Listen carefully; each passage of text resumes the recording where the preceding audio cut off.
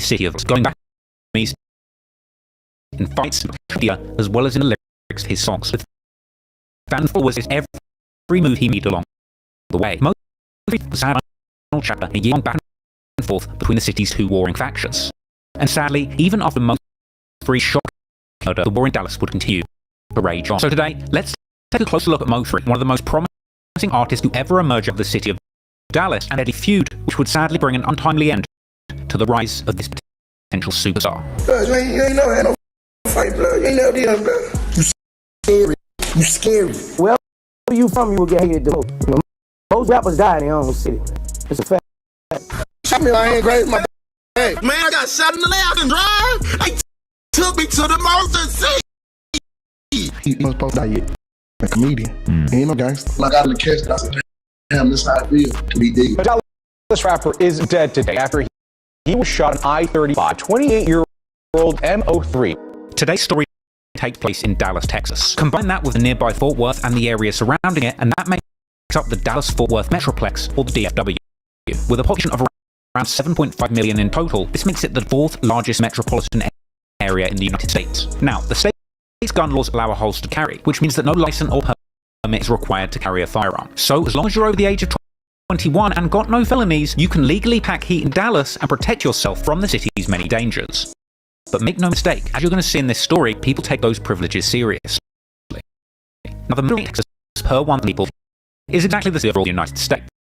But if we take a closer look at the city of Dallas, the average rate of violent crime jumped significantly, with the number of murders per 1,000 people more than double US average, and the city's crime index being a 5, and that's not a 5 out of 10, that's a percentage out of 100. And one potential reason for this above average crime rate could be the fact that the city of Dallas is considered a major United States drug market, being identified by the Justice Department as a leading distribution and transshipment hub for narcotics traveling in from Mexico and going to other parts of the United States, with the DEA and local cops constantly busting drug gangs in the city. Now, gangs and gangsters seem to operate all over Dallas, and as seems to be the case all over Dallas and America and even the world at large, eventually some of those talented members coming up out of gangs would eventually end up making music, with this music finally giving the world an insight into the real goings-on in the city's criminal underworld. And over the past years, when it comes to gangster rap, there are two big names that have emerged from the DFW. Coming from opposing town, but equally talented. These names are MO3 and Yellow BZ. And unfortunately, as you're about to find out, despite hailing from the same city and sharing so much in common, these two individuals will grow to hate each other, with the deadly war spilling onto the streets of Dallas and into the music industry, with local citizens and fans hanging on to their every word. As a deadly war broke out, with these two battling rappers fighting to the death for the crown of who would be the hot rapper in the city. So to begin, let's head to the north side and tell the origin story of MO3.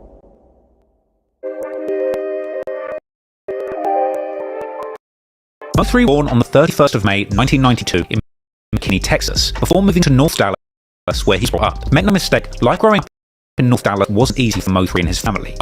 After the departure of his father from the family home, his mother would raise the children alone, with MO3 coming up on a diet of noodles, or often no food at all. At times, MO3 and his family would even find themselves homeless, with nowhere to sleep, resorting to charging their phones at the corner store. But MO3's mother was a generous woman in the community, and apparently she would frequently invite kids in the neighborhood who could go back to their family home to stay with them, with MO3 and his brother having to fight over food and a spot to sleep in his own family. I got partners that my mama raised in the same house, like kids in the neighborhood that ran away from home, they ended up at MO3 house. Even though this my house, like some of my partners will beat me to my house before I get there. They done already ate, they done already got their spot in the bed and everything. I gotta sleep on the floor, I gotta sleep on the couch, you know what I'm saying? So, despite the generosity in his household, in school, MO3 couldn't afford books and suffered bad grades, bullying due to his shabby clothes.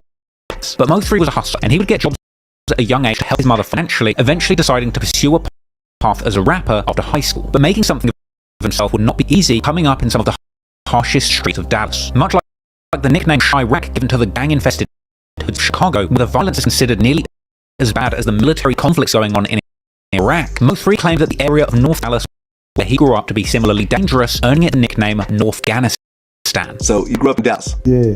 Okay. North Dallas? Yeah, now Afghanistan. I did. Growing up in North Afghanistan, it's noted that Mo3 became acquainted with the streets at an early age, stealing his first gun from his cousin at the young age of 12 and beginning to stick people up. I had my first gun, I was 12. Okay. 25 with no clip. He didn't have a clip to it. I'm told. I'm out of that. No clip. Like just one in the chamber. Ain't nothing. Nothing. I stole the gun from my cousin. I'm not thinking about you supposed to have bullets to the gun. You need the clip for the gun to work. I'm just thinking the time I'm 12 years old, walking around the neighborhood with a gun. Fortunately, he wasn't able to get his hands on any ammunition at this point, but eventually he would get caught with that gun by his mother. And from here, MO3 would go on to face his first aggravated robbery charge at just age 14. And he would continue to be in trouble with the law throughout his teens, claiming to have been through every correctional facility Dallas has ever built. Did you ever get caught with it? Yeah, mama called and somebody seen me with it. Police came and took the goddamn gun, had it in the goddamn zip bag. Like, I caught my first aggravated robbery at 14. I've been on paper since 2006. I went through a lot of juvenile programs. I've been getting locked up since I was 13, 14. So like, I went through every correctional facility Dallas ever built. Throughout MO3's teenage years, he would continue to have trouble, whether in juvenile detention centers or on the streets, even telling DJ Vlad in an interview that he can't even remember how many shootouts he's been in since he was 15. I mean, if you were to count how many shootouts you've been in, and I don't care about the actual situation, but if you were to say how many times were you in an area where bullets are flying around you? Shootouts since I was 15, so too many. No, I've been in shootouts since I was 15. Let's stay up there. It's a lot. You actually never got hit though. Nah, thank God. MO3 would continue to catch cases and affiliate with local gangs, at some point becoming affiliated with 5'9" Bounty Hunter Bloods, or 282, a blood gang originally starting in Watts, Los Angeles, eventually making way to Texas cities like Houston and Dallas, with MO3 shouting out his gang in songs and interviews and frequently wearing bandanas. Salute me, man. 282, Bounty Hunter Blood gang, man. Yeah, talk about real life hits. Hey, just real life hitters, man. You know what I'm saying? That's just him, man. Real talk. He's squad, man. Mafioso. HSM would eventually become the name of his record label, but more on that later. MO3 would tell Vlad TV that he eventually caught a big adult charge at the age of 17. 4 counts of aggravated robbery. I caught 4 of them at 17. 4 aggravated robbery with a deadly weapon. I went to TDC. First adult charge. And to make matters worse, MO3's mother attempted to put her own money up for lawyers' fees, ultimately losing everything in her fight for her son's freedom. Lost everything. House, car, everything. She was living with my mom used to say, I'm losing my job. And I ain't understand that until she was like, every time a school called me, or every time somebody called me and say, your son in jail, I gotta immediately get up and work. It really didn't hit me until I got in the cell. MO3 initially facing a potential 45-year sentence, but in the end he would wind up getting 10, doing only 2 before being released on probation. You managed to get 45 down to 2. 10. I did 2 on the 10. You signed for 10-year sentence, came home on good behavior on 2. But it was during this stint in prison that MO3 would settle on a career path that would eventually make him a star, revealing to Adam 22 in a No Jumper interview that his father had visited him in jail, telling him that he should rap about his experiences in the streets rather than continuing to live the life of crime. When you get out, instead of doing what you're doing, rap about it. Rap about what you mean. Put your life in the music. Rap about it. You ain't got to do it no more. Just rap about it. Better to rap about it than do it, because you ain't hurting nobody. MO3 was a natural rapper and singer, but until this point he had never even considered a career in music as a serious prospect. He would sing in church as a child, but ultimately got too wrapped up in the streets as a teenager to take music seriously. My mama had me in the church. Like, my daddy been rapping, my mom was singing, my daddy rapping, so I sang and rap. So it was like, it's always been there, like from the go, like way before we got in the studio. I used to want to be the hot boys when I was little, you know what I'm saying, like Cash Money, but I ain't, that's when I was little, you get what I'm saying? But like, when I grew up, by the time I hit 14, I don't know, I was out here in the streets, so it was like, all that was fancy. But fortunately, after nearly losing 45 years to the streets, and with his father's wise words in his ear, MO3 would get out of jail and begin taking a career in the rap game seriously, beginning to record early music and mixtapes that would eventually make him one of the most famous names to come out of the city of Dallas. And it was around 2014 that MO3 began picking up attention, both from fans and from former enemies in the streets. One of MO3's earliest songs in the rap game came out on the 14th of August 2013 on the HSM or Hit Squad Music YouTube channel. This was a track called Hold Your Tongue, a remix of Texas rapper Mr. Lucci's song Half Steppin'. This was an incredible debut, with Mo K showcasing his versatility straight out the gate, crooning a catchy sung chorus and then hitting the listener with a lyrical onslaught in the rapped verses. But of course the subject matter of the song couldn't be ignored either, and MO3 was clearly taking his father's advice on board, filling the track with references to the gun-toting street life and singing on the chorus for his enemies to hold their tongue, because if they say something MO3 doesn't like, you might just lose your life. It was a strong start to a career as a gangster rapper. And from here, MO3 would continue grinding, singing, and rap about his life in the streets, which was a much better option than actually getting caught up in them. Eventually, MO3 was ready to drop a video for his breakout track, and the video for Hold Your Tongue would be released, this time using the visuals as well as the lyrics to paint a picture of life in the mean streets of Dallas, with MO3 appearing in an intro where him and the HSM crew kidnap an op and are seen holding them hostage in a house. In addition to these scenes straight up out of a gangster movie, the video would also be filled with stylish shots of MO3 and his homies riding around the city in donks and lowriders. And of course he had his goons toting a whole bunch of guns in the video too. MO3's career was off to a good start and everyone could see the talent and potential. In fact, MO3 claimed that as soon as he recorded the song, the producer knew they had a hit and was pushing him to record even more. I said, bro, just do it. He made it. I went in there and spit that. Like, bro, you cold. You ice. Like, you know what I'm saying? What else can I make for you? There we be here, be at the relationship right there. What else can I make for you? So boom, like after that, it started circulating, man.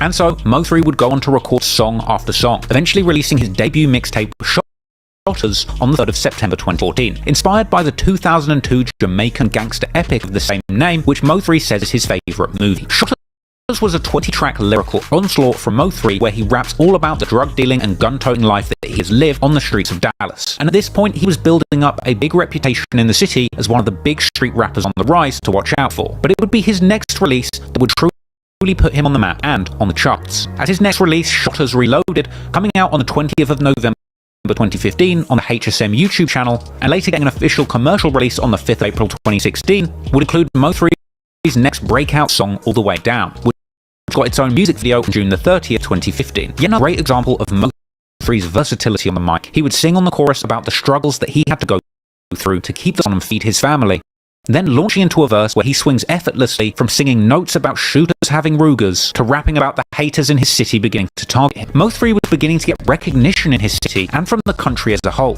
Shotters Reloaded went on to peak at number 23 on the Billboard R&B and Hip Hop Albums charts, staying on that chart for 26 weeks. And MO3 would admit himself that this was the project that put him on the map, with most of his fans seeing this as his first real project in the rap game. But Shotters Reloaded is what broke everything, like, so people take like Shotters Reloaded, they look at that like, that's the first one.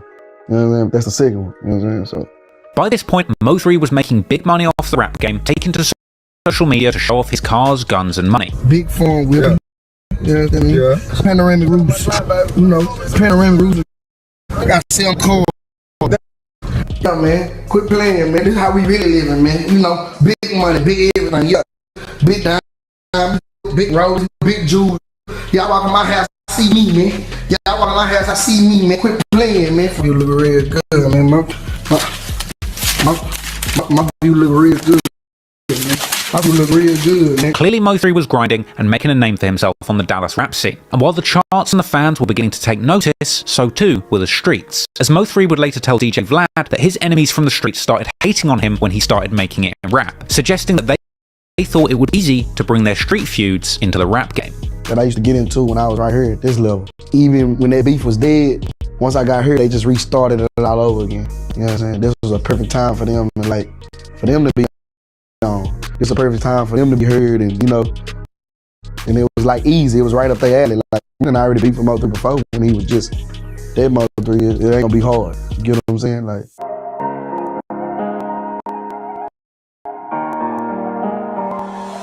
Whilst MO3's impressive versatility on the mic made him one of the most buzzing artists in the Dallas rap scene, he wasn't the only one. Sadly, it's often the case in rap that when two big artists come out of the same city, rather than getting along and lifting their city up musically together, often there emerges a bitter rivalry and battle over the top spot in that respective city. And when it comes to Dallas, the other big name that rings bells in the city is Yella Beezy. Born and raised in Oak Cliff, Dallas, an area with a dark history of murder, with actually being the area where JFK's assassin Lee Harvey Oswald lived and planned the murder, Beezy would come up in these troubled streets, later telling Adam 22 in a No Jumper interview that he was a troubled kid who couldn't do anything right, until he found his calling in rap music. So you were getting in trouble a lot while you were young, or Yeah, I did. anything in particular? Everything. I was getting kicked out of school like 7th, 8th grade. That's why I feel like the music part was my calling, cause like I couldn't do nothing else. Right, but music at the time, you know what I'm saying? Yella Beezy had it hard coming up too. When he was just age 12, his father was murdered outside their family home on Mother's Day, with him revisiting the scene of that killing in a harrowing 2019 documentary for XXL. Right here, this is how when my daddy got killed at. I was 12. I was turning 13 that October. And she was like, something happened to your daddy. Guess crept up behind her, hit him up. And like he was like laying, I think they say he was laying like on his back with his legs up. Like, I be replaying the night in my head like all the time. It's like my first time ever just getting out at this since then.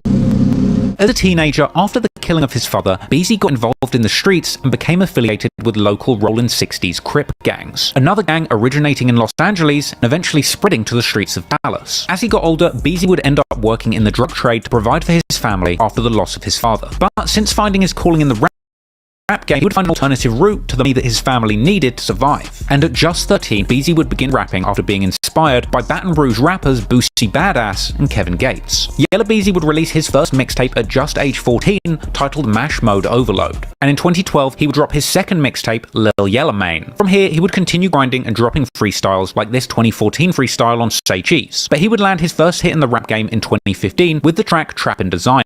Beezy claimed in a XXL interview that Dallas is a fashion city, and the concept of a song all about designer clothes appealed to the many fashionable hustlers in the city of Dallas. Trappin' Designer would end up on his 2017 mixtape, Broke Nights, Rich Days. But it didn't come along with the music video, and despite catching a little buzz on Dallas radio and in the clubs, it would be Beezy's next single, That's On Me, that would make him a star in Dallas and the whole of America. Recorded in March 2017 but released in October, Yella Beezy later told Adam22 on No Jumper that he threw out the song with a basic music video and the city threw their support behind him and the song. So when That's On Me came out, did you like release it as a single? You knew that was a special song? I actually just threw it out there because I thought it was another song on my tape that was going to do it because it had like more of a club energy. Right, because I was reading about how it kind of popped off on the radio before it popped off on streaming services.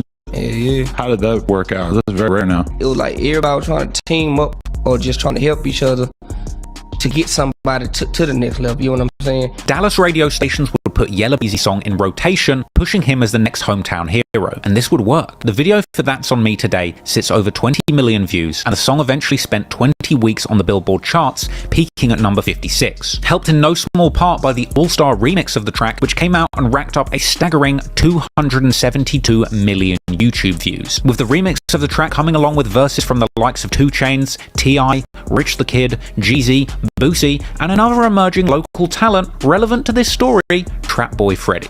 Trap Boy Freddy has become a Dallas rap icon in his own right, growing up with an affiliation to a Dallas gang by the name of DF Dub. Speak on DF Dub, man. How did that form? How old was you? I was like 14 then. DF Dub down for whatever AK, don't do it. You know what I mean? They were everything up for. Freddy was truly a trap boy from a young age, apparently opening up his first trap house at just 14 years old and making $500,000 from the streets before even becoming a serious rapper. Name Trap Boy. I started calling myself Trap Boy when I was 14, got my first spot. Well, how much money do you think you accumulated over the years by hustling? I would have saved all of it down to have about $500,000 by now. And Freddy is a close friend of Yella Beezy. In fact, still his biggest song to date is his appearance on the remix of Yella Beezy's monster hit That's On Me. But don't be fooled, Trap Boy Freddy has carved his own place in the Dallas rap history books too. First coming to prominence off the back of a series of mixtapes, kicked off in 2016 with the release of Fourth Quarter on the 4th of July. A project coming with an impeccable cover art where Freddy's face is superimposed on a giant pile of cocaine being poured from a brick onto a scale. I can't lie, that's probably one of the best cover arts that I've ever seen for a drug dealer rapper. Now that project featured appearances from both Yella Beezy and Boosie Badass on the track Mind Your Business, a drilling anthem where Trap Boy Freddy and Boosie would tag team the mic with aggressive bars about slinging dope in their hoods and telling nosy folks to mind their business. Clearly music or trapping was working out for Freddy because he would be seen interviewed on Say Cheese 2 days after that tape's release, flexing what he says was $80,000 in jewelry. Freddy's first mixtape was followed by Overtime in July 2017, with that followed by Trap Boy Freddy Krueger 3 in February 2018, and this project would feature one of Freddie's biggest songs. The posse cut 6 Pick, featuring 6 local artists: Trapboy Freddy, Yella Beezy, Lil CJ Casino, Lil Ronnie, Sleazy Beezy, and another name important to this story, Go Yayo. Hailing from Fort Worth, Texas, Go Yayo was first introduced to the world as a rapper in January 2014, uploading the music video for his track Don't Trip to YouTube. Strong debut, using auto-tune to make melodic raps about his life, packing pistols, trapping and making money. He'd go on to make mixtapes like No MO3 Yayo, the hard-hitting street track Boom in November 2015, the stick-toting anthem Damn It Man, and his tape Super Saiyan Yayo in 2016. This featured the track Me with Free, and in fact Go Yayo was originally friends with MO3, working alongside him numerous times. Go Yayo and MO3 would be seen on Facebook together as early as December 2015, with Go Yayo even being invited to perform with MO3 and Young Dolph at a December 2015 show at Onyx. Now, some people suggested that there was some tension brewing between these two crews on stage, with some fans pointing out that it looked suspiciously like Go Yayo and his team trying to nudge MO3 off the stage, with MO3 eventually leaving the stage with his manager. Some would suggest that this moment was the true beginning of tension between these two crews, with MO3 feeling disrespected about how he was treated on the stage. But regardless, Go Yayo clearly wanted the limelight for himself, and through into 2016, he would continue dropping videos for more tracks like I Don't Know, but even by April 2016, Go Yayo was still getting booked to perform at shows alongside Mo3 and Boosie. He would continue to carve a name out for himself in the city, dropping aggressive bangers like the track Boom God. However, Go Yayo would soon become a celebrity in Dallas for reasons beyond his rap, because in May 2016, he would randomly pop up, apparently without permission, speaking at a middle school. See, I dropped out of school. I was actually the kid that dropped out of school. I feel like it's the worst thing I ever did. Because once I'm like 14, not going to school no more. Once I'm looking at everybody, I'm bored to have. Like, where everybody at? I'm hanging with the older kids. Like, damn, what my home was at? You know where it was at? School. And it's funny because almost by accident, in this impromptu middle school speech, we kind of get an insight into Go Yayo's early life, dropping out of school and hanging out with the older kids in the streets. He really is trying to give these kids a lesson and tell them how not to make certain mistakes that he did. He goes on to tell the kids they need an education to get money, and that choosing the streets was the worst thing that he did, and all he wants to do is make his mother proud. I'm talking about you can't get no money not going to school. You gotta get out of school, get a job. You gotta go to college, live life, have fun. I told the streets, it was the worst thing I did. I got shot when I was 14. My cousin got smoked, and it's just I made a bunch of bad decisions. When I chose rap, it saved my life. I got money, cars, and do what I want to. But I really wish I would went to school. Cause my mama can't. Your mama not gonna be proud if you in the streets, going to jail, going to die, something like that. Your mama can't be proud of that. Yayo would even go as far as to disavow guns and violence in his music, explaining it as just an image. Other than that, like, the streets not where it's at. I know people. I know y'all heard a lot of my songs. Y'all see guns and hear me saying a lot of gang stuff and all that.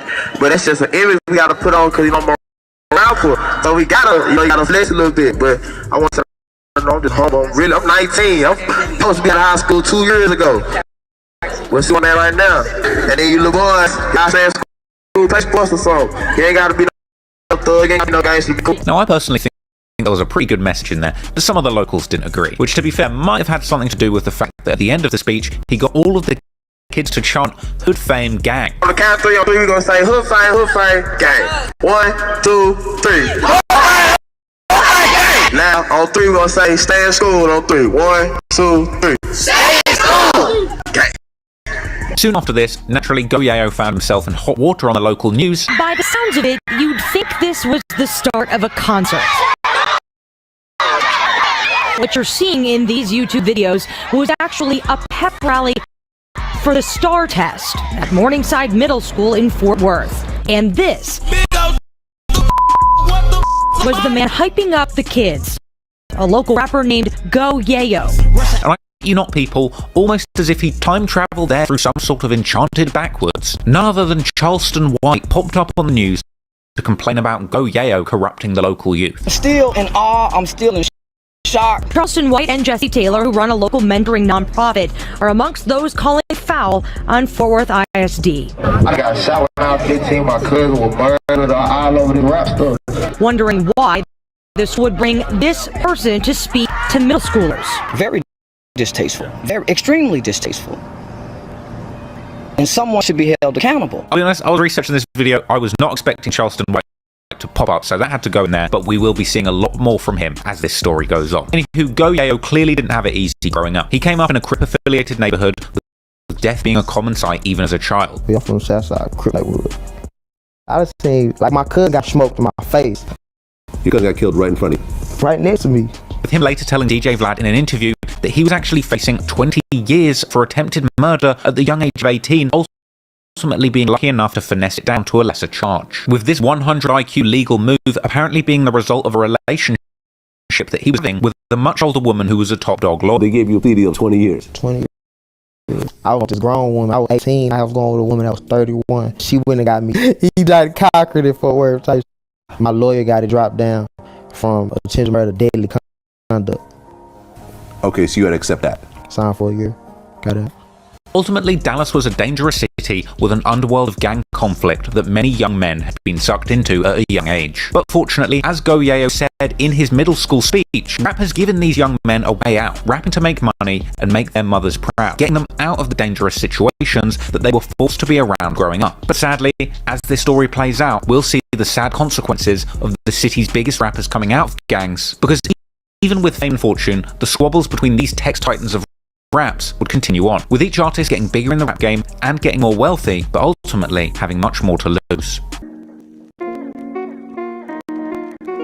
There's a few more important people to discuss before we talk about beef between MO3 and Yella Beezy, because there's several other neutral parties that will play a big role in this story. Sean Cotton from Say Cheese, for example, a prolific interviewer who would essentially become the DJ Vlad or Zach TV of Dallas, interviewing both sides of the beefing local rap scene and inadvertently getting right in the middle of the feud, eventually even picking up the attention of the local media for giving a voice to the gang members coming out of his city. A Fort Worth man is making a living going into neighborhoods most find unsafe to tell stories about gang life. Sean Cotton runs the YouTube channel Say Cheese TV and regularly visits high crime neighborhoods looking for stories about street gangs and gang affiliated rappers. The 28-year-old quit his $7 per hour job cleaning refrigerators 6 years ago to document gang life, and now he makes up to $15,000 a month with his YouTube channel.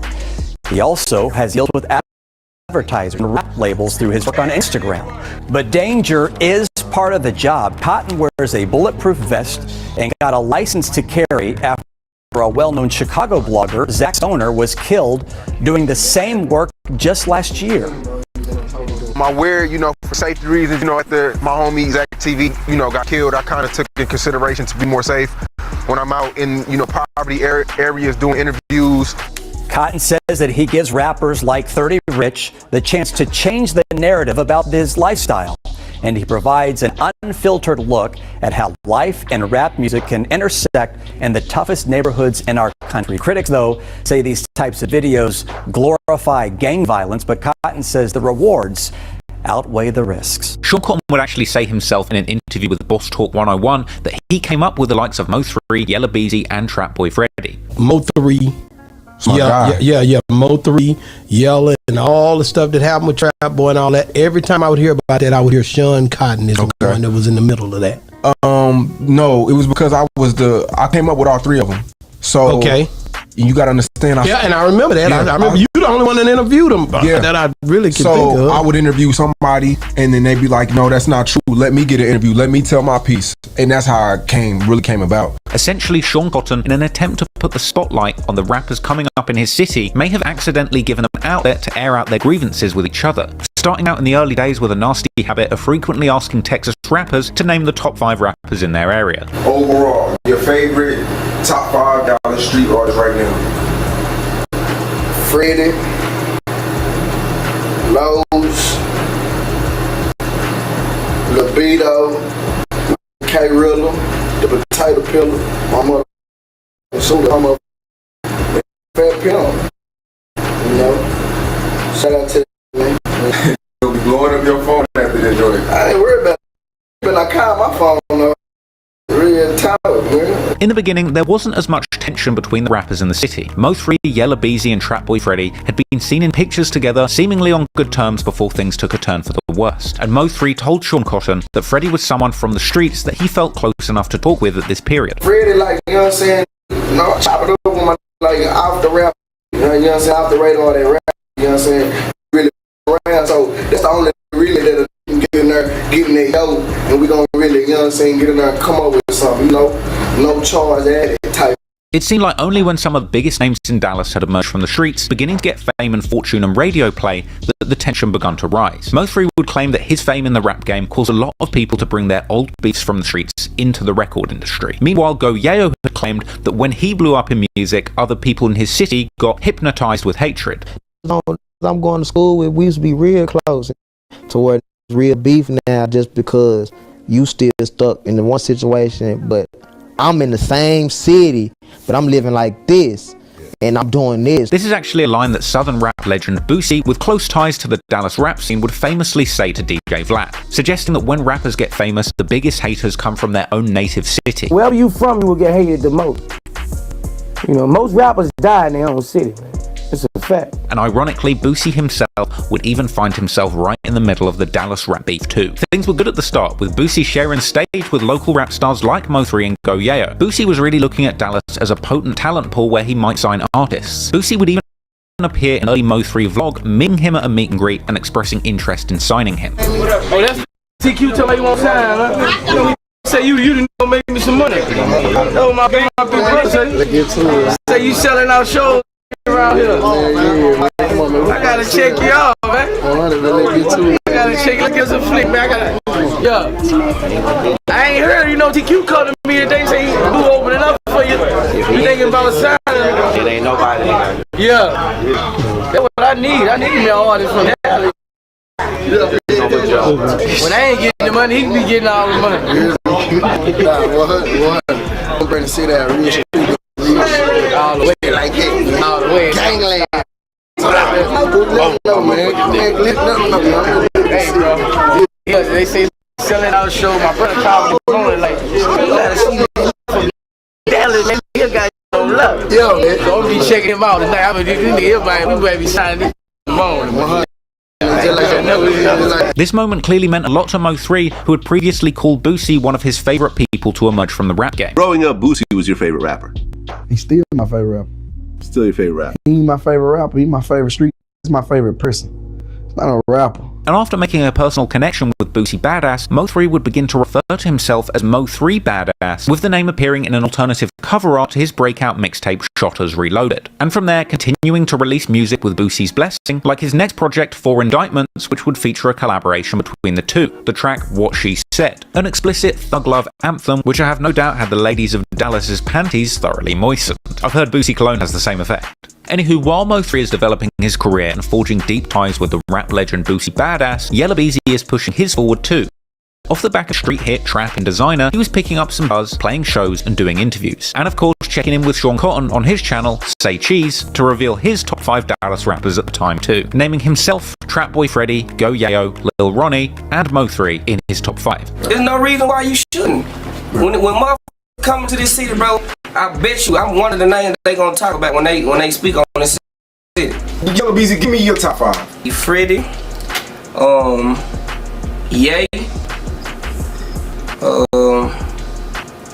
you said DFW, just that. DFW. Lil Yayo, Mo3, and I can't forget Lil Ronnie. Clearly at this point he had a lot of respect for his Texas rap peers, but the rap game is competitive, and clearly Yella Beezy saw himself as a first among equals. He was later seen in vlogs outside shows in September 2016, saying that this is his city. If y'all don't know, traveling in the town, y'all already know how we motherfuckers, y'all understand me? Oak Cliff motherfuckers around here. Yellow motherfuckers, Beezy, man, we in here, man. I see what this is my city, man. Y'all already know what it is, man. Oak Cliff America, set that meat that stand on that, man, for real. Beezy was still a few months away from dropping his monster hit That's On Me, but through to the end of 2016, he would continue pushing his music forward, dropping his Light Work mixtape on the 7th of October 2016, which included the hit track Going Through Some Things, which sits at 50 million views on YouTube today, with the track including lyrics where Yella Beezy says that people in his city are hating on him because his team are on the rise. The Lightwork mixtape was followed by Broke Nights Rich Days on February the 3rd, 2017, and going into 2017, it seemed that everybody in the Dallas rap scene was beginning to see success. Gangsta Love, Mo3's latest mixtape with a female focus, released on Valentine's Day 2017, even coming along with a feature called Gangsta with Trap Boy Freddy. And the month after this released, it was announced that Mo3 Badass had signed a full-blown record deal with Epic Records. Mo3 was on his way to the top of the rap game and becoming a household name in Dallas. But behind the scenes, there had been some tension brewing. On May 2nd, 2017, Mo3 appears in a Say Cheese interview, claiming to have had a misunderstanding with Yella Beezy, but suggesting that they're cool now after having met up and had a discussion. Yeah, it goes. We had a misunderstanding. Nothing be miscommunication. A lot of times, Sergio said, he said, I said something, but once we pulled up, I told him pull up on me. I was in the cliff one day. I just got back from Atlanta Boost, and I told him when I get back, come holler at me. He pulled up on me at MO3. We chopped it up. We just got a whole bunch of misunderstood out the way. They did. Mo3 would go on to say that him and his homies play Connect 4 and bet big money on it, suggesting that he had taken Trap Boy Freddy for a large amount gambling. He won't see me Connect 4. We bet big money, like not real talk. $500 bet, 1,000 games, Ask Freddy, man. Say Cheese would also ask Mo3 about his top 5 rappers in the city, and he just puts himself straight at number 1, no discussion. Top 5 in the city, what would you rate yourself at right now? Number 1. Okay. I ain't taking nothing else from nobody else. I'm just saying, I mean, I think a few Dallas artists, and they say they're cool right now. Nah, I understand, but numbers don't lie. Yeah, man, Anyway, Mo3 was saying that he'd kind of squashed this beef with Yella Beezy, but also showing his own competitive streak at the same time. A lot of the beef between these rising Dallas legends would remain behind the scenes around this period, but only a few months after signing his record deal with Epic, on one fateful night, tragedy would strike, changing the course of Mo3's career forever. On the 27th of May 2017, Mo3 attended a concert at Club Phantom in Fort Worth, celebrating his birthday a few days early. But unfortunately, things would take a turn for the worse that evening, with gunfire erupting in the club just before 4 AM and a 31-year-old man by the name of Hector Wilkins, aka Lil Half or Heck, shot in the upper torso, later dying in hospital. And police would later claim that this was a gang-related killing. Mo3 himself would later be arrested in connection with the shooting in an early morning raid on his home, even later breaking down the surprise rate in an interview with Cam Capone. I heard a knock at the door. It was just me and my son. I heard beating at the door. Boom, boom. Before I even walked to the door, it hit me. I knew. I was like, oh, okay. Okay. They was gonna kick the in, so I was like, hold up. So right when I opened the door, it's AR-15, big flag lights, and me and my son face. Get over here, get over here. They took the baby. They took the baby? Took him out my hand and threw me on the ground. Looking for guns. Mo3 was charged with aggravated assault with a deadly weapon, with bonds set at $100,000. And he would even do a phone-in interview from jail to Say Cheese, with the title suggesting that he was facing 30 years if convicted. Mo3 would even claim that the cops were fans of him and they let him drive to jail in his own Tahoe truck, even letting him stop at McDonald's on the way, suggesting that he was greeted in jail like Tupac Shakur. Man, but they were fans, man. They let me ride. They put me in the car. They let me ride Tahoe. Took me to McDonald's. They got me a sausage and but they booked me in, man. I came in the city like, man. I came to you talking about, man, for real, man. Yeah, man. King of the city, man. Yeah, man. King of the state, man. Shout out to one all way. During the call, Mo3 also revealed to Sean Cotton that he had spent tens of thousands of dollars on a lawyer already. Hey, so I talked to one of your people, and he said that you spent a lot of money on a lawyer, like $50,000, $60,000. Is that true? Yeah, man. Look, man. I dropped 60 for the Fort Worth, man. I dropped 50 grand, man, just from the Fort Worth, man. That's just from that, man. Yeah, man. And I gotta spend another 10 to get out. That's another 10 to get out, man. Another 10 to get out. They ain't gonna top another in the fight. With Mo3 later revealing to DJ Vlad that he had spent over $90,000 on lawyer fees and essentially went broke trying to beat this case. And I guess you spent like $90,000 in lawyer and court fees? Yeah. I couldn't buy my son no Similac milk. No $13 can of milk. Ultimately, Mo3 said that the police were following rumors on social media suggesting that he was responsible for the shooting, but the charges were ultimately dropped. People were saying, Mo3 did this, Mo3 did this, Mo3 did this. Once somebody say your name so many times, that's who they gonna come get. It's over. It's over. Okay. Okay. There's no cases. Person with the name gonna get the blame. You get what I'm saying? But things weren't all good for Mo3, because apparently due to negative attention he got from this incident, Epic Records decided to distance themselves from him. They didn't want nothing to do with me. Oh, because of the shooting incident. Yeah. And after his split with Epic, the following year in October, Mo3 would release the song True Story, where he seemed to address the incident. The video came along with an eerie introduction where we see a dead Mo3 in the morgue, whilst the mortician tells somebody on the phone that he was killed in his own city. I don't know, I think it's some rapper. He got shot, heading home in his own city.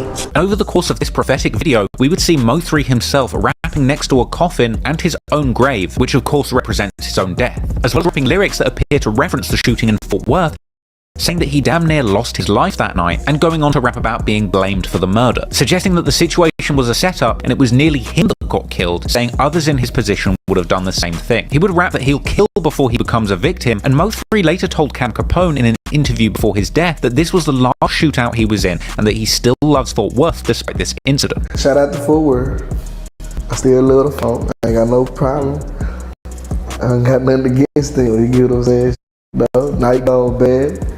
And, you know, somebody died. It's never been fully revealed to the public exactly what happened that night, but some have connected the dots. And considering Go Yayo hails from Fort Worth, and that there had previously been tension brewing between them on stage, putting two and two together, many believe that this altercation had something to do with the tension between Mo3's HSM crew and Go Yayo's Hood Fame crew. Story goes, Mo3 and Go Yayo had been on opposite sides of the club that night, yelling and throwing gang signs in each other's direction. Apparently, at a certain point, Mo3's threats towards Go Yayo were interpreted as a diss towards the entire city of Fort Worth, causing that nightclub full of Fort Worth natives to turn on Mo3. Allegedly, at this point, he had tried to escape the club, being escorted out by his manager, ultimately with an exchange of gunfire erupting and a man being left dead. After the incident, an Instagram post, apparently from the victim's sister, would confirm that her brother got shot 8 times because of Go Yayo and Mo3 beefing at the club. And Mo3 himself would even release a statement from his Facebook account under the alias Marcus Mack, saying that he prays the victim pulls through, but he's not the one to blame, saying that a lame local rapper set him up and that he had to defend himself against a whole club, but he doesn't know anything about a shooting, and now he has the cops on his case. A while later, Dallas comedian Roy Lee would also weigh in on the drama between these two rapping rivals, saying in a real-life interview that Mo3 is up against the whole of Dallas and Fort Worth. We have right now the Mo3 and Go Yayo situation, man. What's your take on that? Man, that's crazy, man. It's like Mo3 against info work. Ain't nobody on my side. Roy went on to suggest that Mo3 was in the club in Fort Worth when the whole club turned on him after somebody stood up and called him out, even joking that he would have shot women and kids to get out of that situation. You gotta think about where he was at. You know what I'm saying? You way out there, and somebody get on the table and say, he said, here. Nah, so the whole club against you? All right, when I get back to the car, I'm shooting kids or whoever. Y'all better move y'all out of the way. Roy Lee would go on to say that Mo3 is at the stage in his career that he needs real armed security. If you got enough money, get a police officer out of with you. Yeah. You need some money that's bigger than you and taller than you to say move, get out the way. Yeah, can really walk with chopper. Clearly, a lot of tension was brewing in the DFW, and going forward, unfortunately, things would only escalate further with yet more lives being lost. And unfortunately, for Roy Lee, despite being a comedian, his comments would find him caught up too, right in the middle of a Dallas gang war. The Dallas comedian Roy Lee had been a close friend of Mo3's during his come up. Mo3 said that he became a fan of Roy Lee's comedy after watching clips of his in the studio, with the two of them eventually meeting and becoming good friends. I said on my downtime, I'm watching videos of him, you know what I'm saying? I want to give me a little laugh or whatever, you know what I'm saying? He didn't know until I met him, like you was already a star to me. You get what I'm saying? But he looking at me the same way, like, you Mo3. I'm looking at you like, you Roy Lee, though, you going viral. Like, you start strong, so like now that's just my partner. Come on, pull up on what we got going, you know what I'm saying? So from here, Roy Lee would be seen frequently at Mo3 shows during his rise to the top of the Dallas rap scene.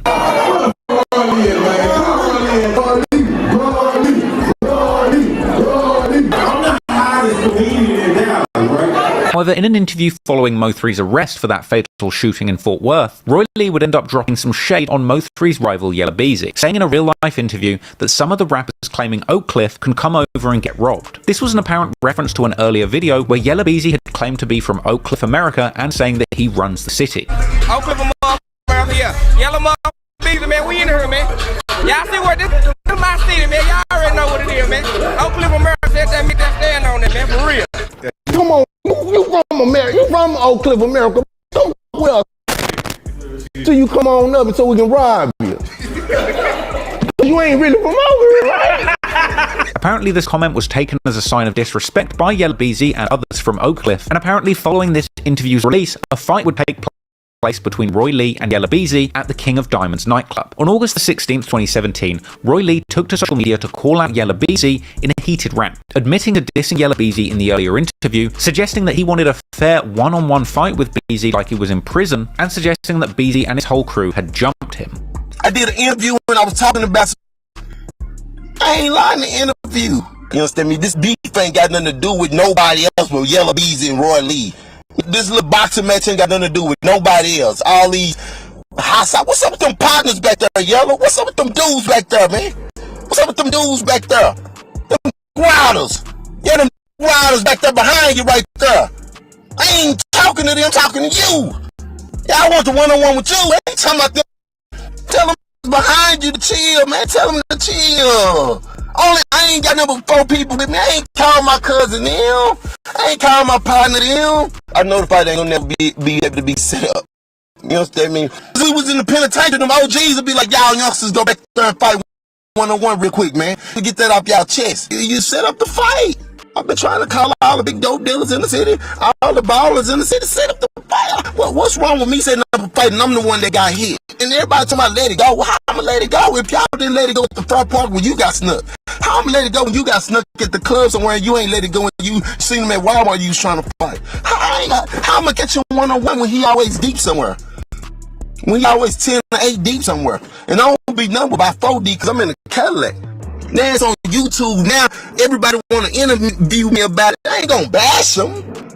I'm just mad because you snuck me and they don't want to fight again. Come on, man. That ain't nothing. I'm just talking about squared up. Or you're a rapper, you don't want to get embarrassed, or you don't want to lose, you don't want to get out there and look slouchy. And from here, Roy Lee would go on to do yet more interviews, speaking openly about the altercation and putting dirt on Yella Beezy's name in the comedic fashion that Dallas came to love him for. A few days later, Roy Lee appeared in a Game 101 interview on the topic, elaborating in more detail, saying Yella Beezy tried to sucker punch him in the club and missed, and then his crew from Oak Cliff got involved. Yeah, he came out the deep booth and tried to hit me. I seen him out the, you understand me, out the corner of my eye. I blocked him. And then me and him, you understand me, busted up a little bit. And then the guard grabbed me and one of them hit me back of my head. So how many of them jumped you? It was like, I think 2 of them hit me, but one of them hit me back of my head, and one of them snatched my chain. Roy Lee would continue to repeat his calls for a one-on-one fight with Yella Beezy, and beginning to call him a new nickname, the Pink Panther, and continuing pushing for a fight. So you waiting on a fight with who? The Pink Man, Pink Panther, whatever y'all want to call him, man. Just trying to get him around, man, but he running and ducking and dodging. Hold on, man, who you trying to get? Damn, you jumped straight out the gate, man. Yeah. Who you trying to get around with? Yo, Pink. Yella Billy. Yella Beezy, man. I seen him at King of Diamonds. He tried to sneak me. And I got jumped a little bit by his partner, but he ain't hit me, so that's why I want to fight on one-on-one.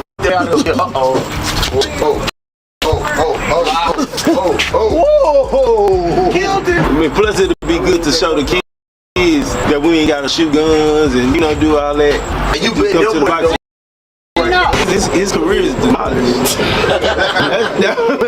Ain't I right for that? Clearly, Roy Lee was upset about this disrespect. He was hell-bent in interviews to call out Yella Beezy, mock him, and put dirt on his name. Perhaps he really wanted the fight, or perhaps he just felt that these rants made for funny content for his followers. But over the course of these interviews, he would continue to mock Yella Beezy and saying that he's not really from Oak Cliff. What do you mean that he didn't go to no school in Oak Cliff? He didn't go to no school. He had to go to schools in Oak Cliff to be from Oak Cliff? Yeah, you gotta go to school. Yeah, you gotta go to school in Oak Cliff to help fight somebody. And I guess he's saying, I'm telling him he ain't from Oak Cliff, he ain't go to no school in Oak Cliff. I'm not lying. Because if I was lying, he would have been said something. Like, I wouldn't hear. Perhaps Roy Lee didn't realise at the time that he was playing with fire, or perhaps he simply didn't care that he was dissing one of the city's most beloved street rappers with an army of fans and goons ready to put in work for him. But he refused to let it go and continued cracking jokes in interview after interview. In November 2017, Roy Lee did another interview with Real Life, saying that Yella Beezy had turned down his offer of a one-on-one fight and he still wants get back. But now I called him out to fight for $8,000. He talking about, nah, I don't want to fight. Well, why my leg gonna come back at? I'm gonna get mine, man. He'd go on to say that him and BZ can't squash their beef any other way than a fight. And you and Yellow BZ should be squashed. No, I need that boxing match. That's what he's scared of. He talking about, just in when you see him, nah, y'all gonna be deeper than me. I don't go number 4 deep to the club. I don't go number 5 deep to the club. Y'all gonna be 7 cars deep, man. Lee would continue calling out BZ for not being from Oak Cliff and saying that at least MO3 went to a tough school in the Dallas area. You ain't go to the DISD schools, you understand me? You don't count. That's why it hurted me, because they was with MO3 and other rappers saying they wasn't from where they from, but MO3 went to these schools in North Dallas. You understand me? But he didn't go to Oak Cliff, Sock, Kimmel, Carter. Eventually, Roy Lee would get heated, going as far as to say that Yella is a and that he should stop talking about shooters, even threatening to involve people's mothers and grandmothers. No, you can't get mad at me. I'm the comedian. And they tell me, nah, I don't want to fight. Now you want to see your shooters. You can get ugly like that. I can screenshot mamas and grannies and hey, you talking about, they didn't got nothing from here. I'm talking about from here. I ain't talking about from here. That's easy. You know, I just got out of jail from seeing locked up to go do 60. Roy Lee would end the interview with one final piece of disrespect, saying if Yella Beezy can't fight him in his own city, then he will get robbed when he leaves Texas, and even questioning whether or not he is really a Crip. So if you go out of town to New York, you don't snatch that. If you go to Atlanta, Chicago, California, you don't take that. But you want to take it to some shooting, I don't know, ain't no Crips in Foreman, ain't no Crips in Mesquite.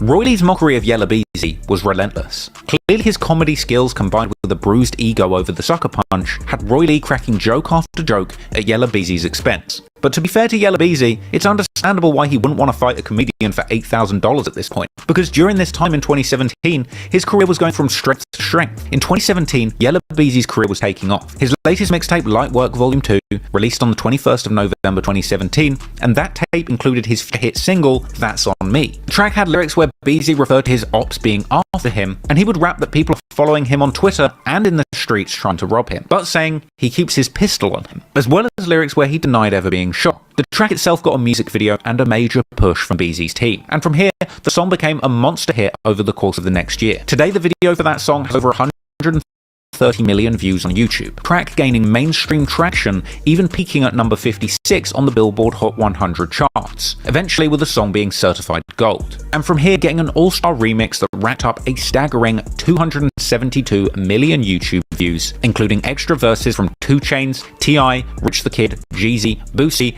and Trapboy Freddy, who was also having a productive 2017, with his latest release Overtime dropping the 1st of July 2017. With all this going on in the midst of MO3 catching a case after the nightclub shooting in Fort Worth, losing him his deal with Epic, and going broke. But MO3 continued pushing things forward, dropping a music video for his track True Story, where he addressed the nightclub shooting, with that coming out in October 2017. This set the stage for his next major project release, Shotters 3.0, coming out on the 15th of March 2018. But while MO3 was trying to overcome the struggles that came from that deadly incident at his birthday show, Yella Beezy and Trapboy Freddy were pushing their careers forward too, and Roy Lee was continuing to do interviews, making Yella Beezy the butt of the joke. Roy Lee would appear on Real Life once again for a January 2018 interview, where he elaborated further on the altercation between him and Beezy's team, this time accompanied by his 2 nephews who were apparently there at the time of the fight, with it being suggested that at the time Roy Lee was being drunk and aggressive. This is my nephew.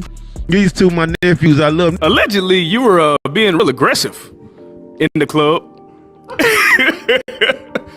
Uncharacteristic of Roy Lee. And I see him start going at the mouth. All right, who you be with? You with Yella Beezy? That's his exact word. He just tripping. He drunk. This is what he do. We drink. So I'm watching him. He steady asking, you be with Yella Beezy? The don't look like he ain't got nothing to do with that. Confused.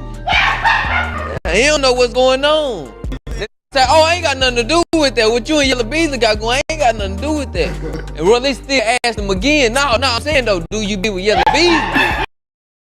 I ain't say dude you got nothing to do with that. That's around the time that same dude he asking for was walking around. So allegedly he got hit with a one piece. Who? Mr. Lee. Mr. Roy Lee. Allegedly he got hit with a one piece. Yeah, when the other dude he was looking for came, because at first he was like, yo, what you be with Yellow Beasley?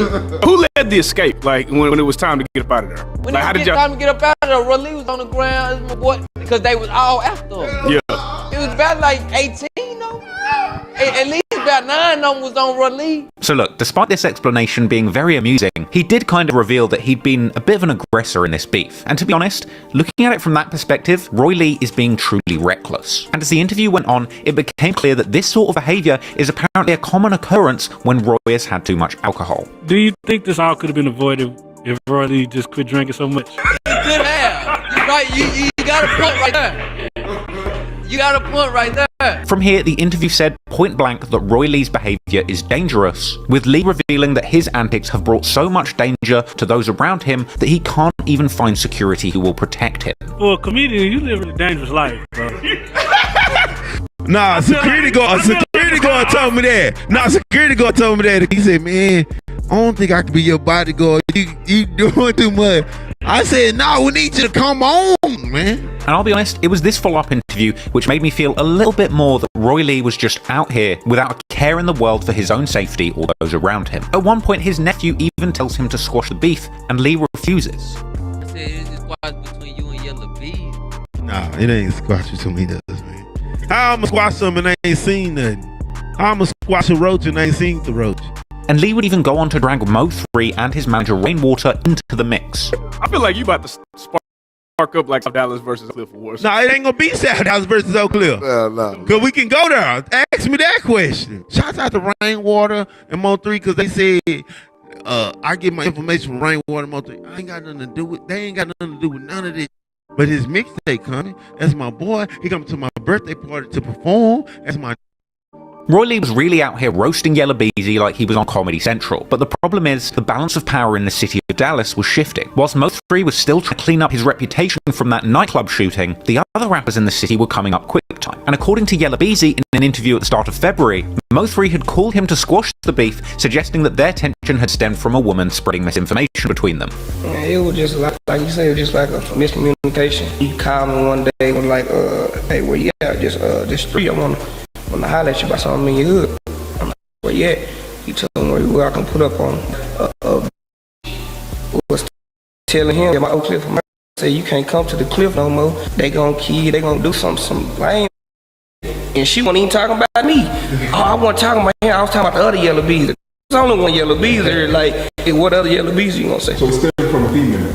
Nah, it was like a lot of that happened, but that was a situation that was in it, you know what I'm saying? I had my thinking that, you feel me? Now, whether or not you believe the beef was truly squashed, soon there would be more tension between the top rappers in Dallas, as Trapboy Freddy would release his biggest mixtape to date, Freddy Krueger 3, on the 26th of February 2018, a project which had the Monster Posse cut featuring Yella Beezy and Go Yayo 6-pick. Mo3 not being on the track would later be seen as a source of tension between the two, with Sean Cotton asking Mo3 why he wasn't on the song and Mo suggesting that he didn't even want to be on the track. You know, they came out with the Pick 6 record, you know, I didn't want to be a part of it. But what about, let me I'm not bad about no Pick 6. Yeah, but I'm just saying, it's something that everybody... Freddie would go on to reveal the following month that at this point him and Mo3 hadn't spoken in months since the drama with Go Yayo, but also suggesting he didn't have a problem with Mo3, going on to suggest that he was just mad at him for talking to Go Yayo and putting him on the song 6-pick after the incident at the nightclub. You see, now me and him, we were cool buddy, you see what I'm saying? That's my dog. We still be cool right now, but me and that ain't talking since the Yayo. Him and Yayo. Yeah. He was bad at me for still talking to Yayo, so that's what it was. With Freddie saying that he unfollowed Mo3 after finding out he was upset about the Go Yayo feature. Nigga, I unfollow him. We ain't gotta play like we partners or none of that. If it smoke, say it smoke. And he proved to me in that interview. Soon after this, a confrontation would take place between Mo3 and Freddie, but the details wouldn't become public until nearly a year later. Meanwhile, with his hit song That's On Me beginning to put Yella Beezy on the map nationwide, he would continue to leverage his newfound buzz into big opportunities, like his banger of a track Up One, which landed Lil Baby verse for the remix, and a music video which dropped on March the 14th, 2018. Up One with Lil Baby went on to get an insane 93 million views on YouTube. And Trap Boy Freddy would keep his momentum running throughout the year with his latest mixtape No Feelings dropping on July the 4th. Summer 2018 was a buzzing summer for Dallas rap, and Yella Beezy for the time being was the artist to watch. But with all the tension that had been brewed between Beezy and Roy Lee, it was only a matter of time before another escalation would take place. And unfortunately, that's when things would turn tragic, as Roy Lee would reveal to fans on Instagram that he had been shot. According to a later article, at 7:50 p.m. on September the 25th, Roy Lee was sitting in the parking lot of the Preston Valley Shopping Centre when a shooting took place, leaving Roy Lee shot in the leg and being rushed to hospital. Roy Lee had been seen in social media videos following the shooting, saying that he'd been shot in the leg and that he'd called the police and ambulance. Yeah, man, I'm gonna hide though. Yeah, I had to call the laws, man. I got shot in the leg. I couldn't drive. Man, the laws was there before you would have came. You would have got lost for any goddamn thing, man. Man, you don't. I'm with the law. They cool up on that shop, man. Why, man? Talking about the police, man. I'm not gonna get into it with that. I couldn't drive. If I would have called him, it would have took him 20-30 minutes. Hell no, that mean the ambulance, police, all that firefight, that's in the same book. All of them coming. It was an emergency. They took me to the emergency. They talking about, so I know it's too much of a thug, man. Talking about what they doing, what they don't do. Roy Lee had seemingly recovered well from the incident, and for weeks following the shooting, he would continue to perform live stand-up comedy. But at some point, he would take a turn for the worse. Other clips would circulate on social media showing Roy Lee laid up getting treatment in the hospital after the shooting, and he would continue to discuss the shooting on social media, saying that the shooters must have seen him at the Texaco gas station. Yeah, because I know your leg broke, so I know that's what I was saying. About my ankle, the left ankle. It's out my hands. No, I got shot, Brandon. I was just about to go. I was just about to drive out. I said, I'm at Texaco. Oh, I thought you said shells. So I just backed in the park at the barbecue spot. So obviously they seen me at Texaco. I'm just saying, I think they was watching me at Texaco. Because it's Texaco and shells across the street, across from each other. I was just sitting in the car.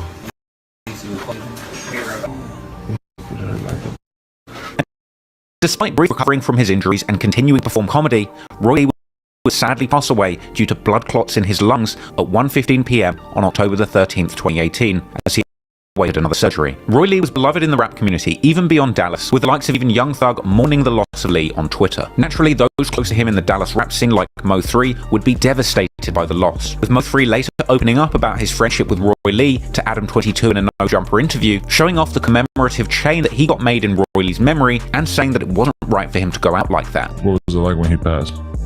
It hurt me. Yeah. I never put him on a shirt. Never put him on a shirt. Because it meant too much? I put him right here. Shirt. It's like he wasn't supposed to die yet. Like, you know what I'm saying? A comedian. He ain't no gangster. Him getting shot and all this, it's like, that wasn't for you. You get what I'm saying? Like, that ain't even for your whole, you get what I'm saying? Right. Shoot a comedian who tell jokes on Facebook, bro. Local police would appeal for information related to the killing of Lee, but it seemed like the streets would be handling this themselves, because only days after the murder of Roy Lee, the very man who he'd been trying to fight for over a year, Yella Beezy, would be targeted in a shooting that would nearly claim his life. Despite the tension on the streets of Dallas, Yella Beezy had a record 2018. His buzzing hit That's On Me got in rotation on Dallas rap station K104 in March, and the song caught on other radio stations, eventually becoming radio's #1 mainstream rap and R&B song at the time. Yella Beezy was charting on Billboard, and in September, he would get another industry W. Off the back of his buzz in Texas, he was invited to open for Jay-Z and Beyonce in Arlington at a September spot on their On The Run 2 tour. This was also the song that put Yella Beezy on the radar of rap A&R Chris Turner, who landed him a big deal on L.A. Reid's record label Hitco. Things could have been better for Yella Beezy at this time in his career. However, the goings-on in the streets had the potential to put the brakes on his incredible career run. Following the tension with Roy Lee, individuals claiming to be affiliated with Dallas Crips were taking to social social media and sending threats. You jump Roy Lee, you hear me? You know what, cuz? I don't give a what kind of gang you in. What's cracking? I don't know what kind of loc you is, but I don't give a what's up. You might be a neighborhood or a six, some. I don't know what the you is. I don't know what the you is, and I really don't give a. And you can't do that. You out here, mother, think you tough, cause you got a little money, you got you a little social buzz. Oh, Crip, what's up? Now, it's been disputed whether or not the man in that video was actually any serious threat, but what we do know is that people all over the city were devastated by the loss of Roy Lee, from his own family to friends like MO3 and his manager Rainwater. Clearly, somebody was out for revenge for what happened to Roy Lee, because only days after he was pronounced dead, in the early hours of the morning, on October the 14th, 2018, Yella Beezy is targeted in a drive-by shooting on the Sam Rayburn Tollway in Lewisville, Texas. The news reported over a dozen rounds were fired in the incident, with police finding a wounded Yella Beezy at 3:30 a.m. alongside State Highway 121 bypass, suffering 3 gunshot wounds. His G-Wagon was allegedly completely destroyed, and this near-fatal highway shooting was significant enough to make it to TV news. Lewisville police say at 3:38 this morning they got a 911 call from a driver saying he'd been shot multiple times by someone in another vehicle in the northbound lanes of the Sam Rayburn Tollway at FM 544.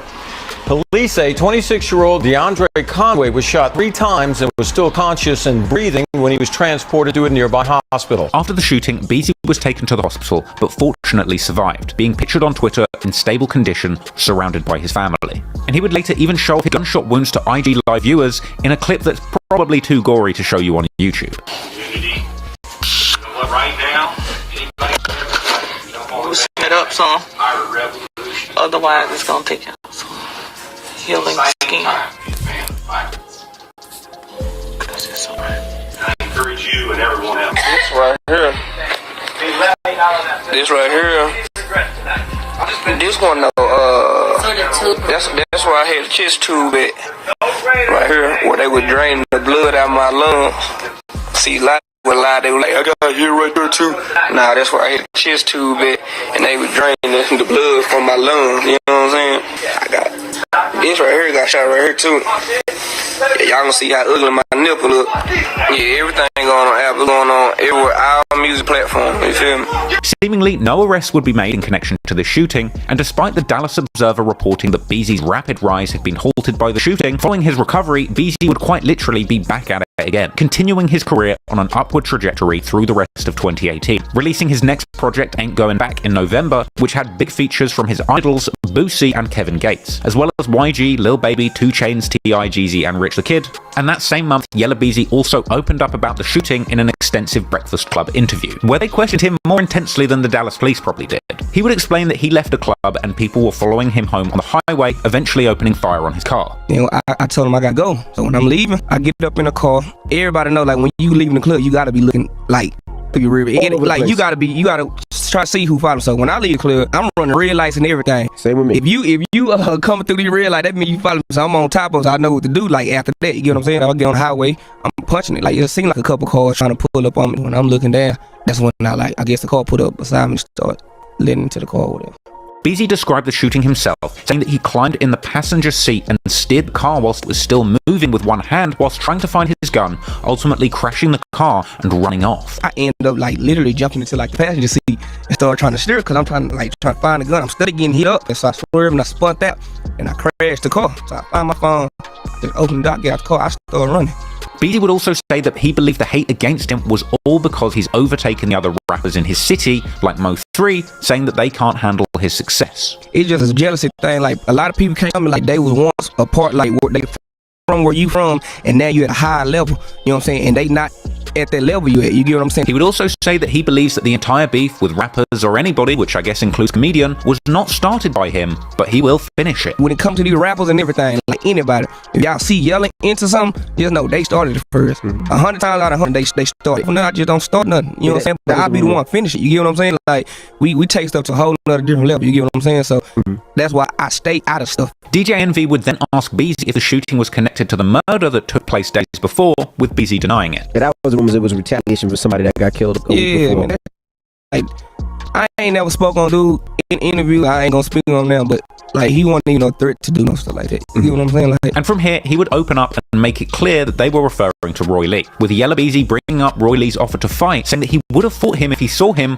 but denying having anything to do with his death.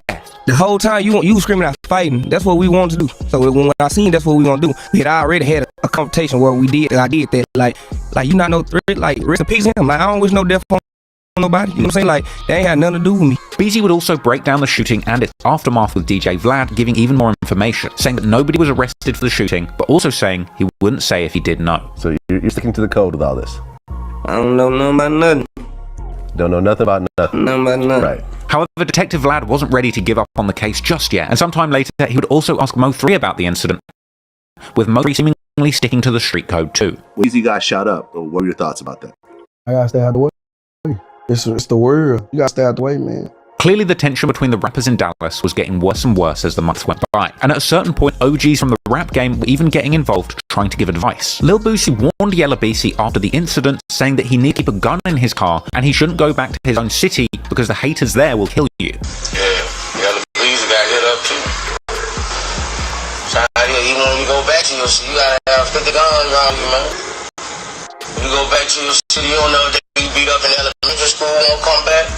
You don't know that you jumped in middle school. You know who you took it from, who you love to death. You don't know when they won't come back. You gotta have 50 guns around you at home, man. You got them on the video. That's your shit. They hear my child who hate you. They gotta hear about you more than anybody. You know, hit my child with him.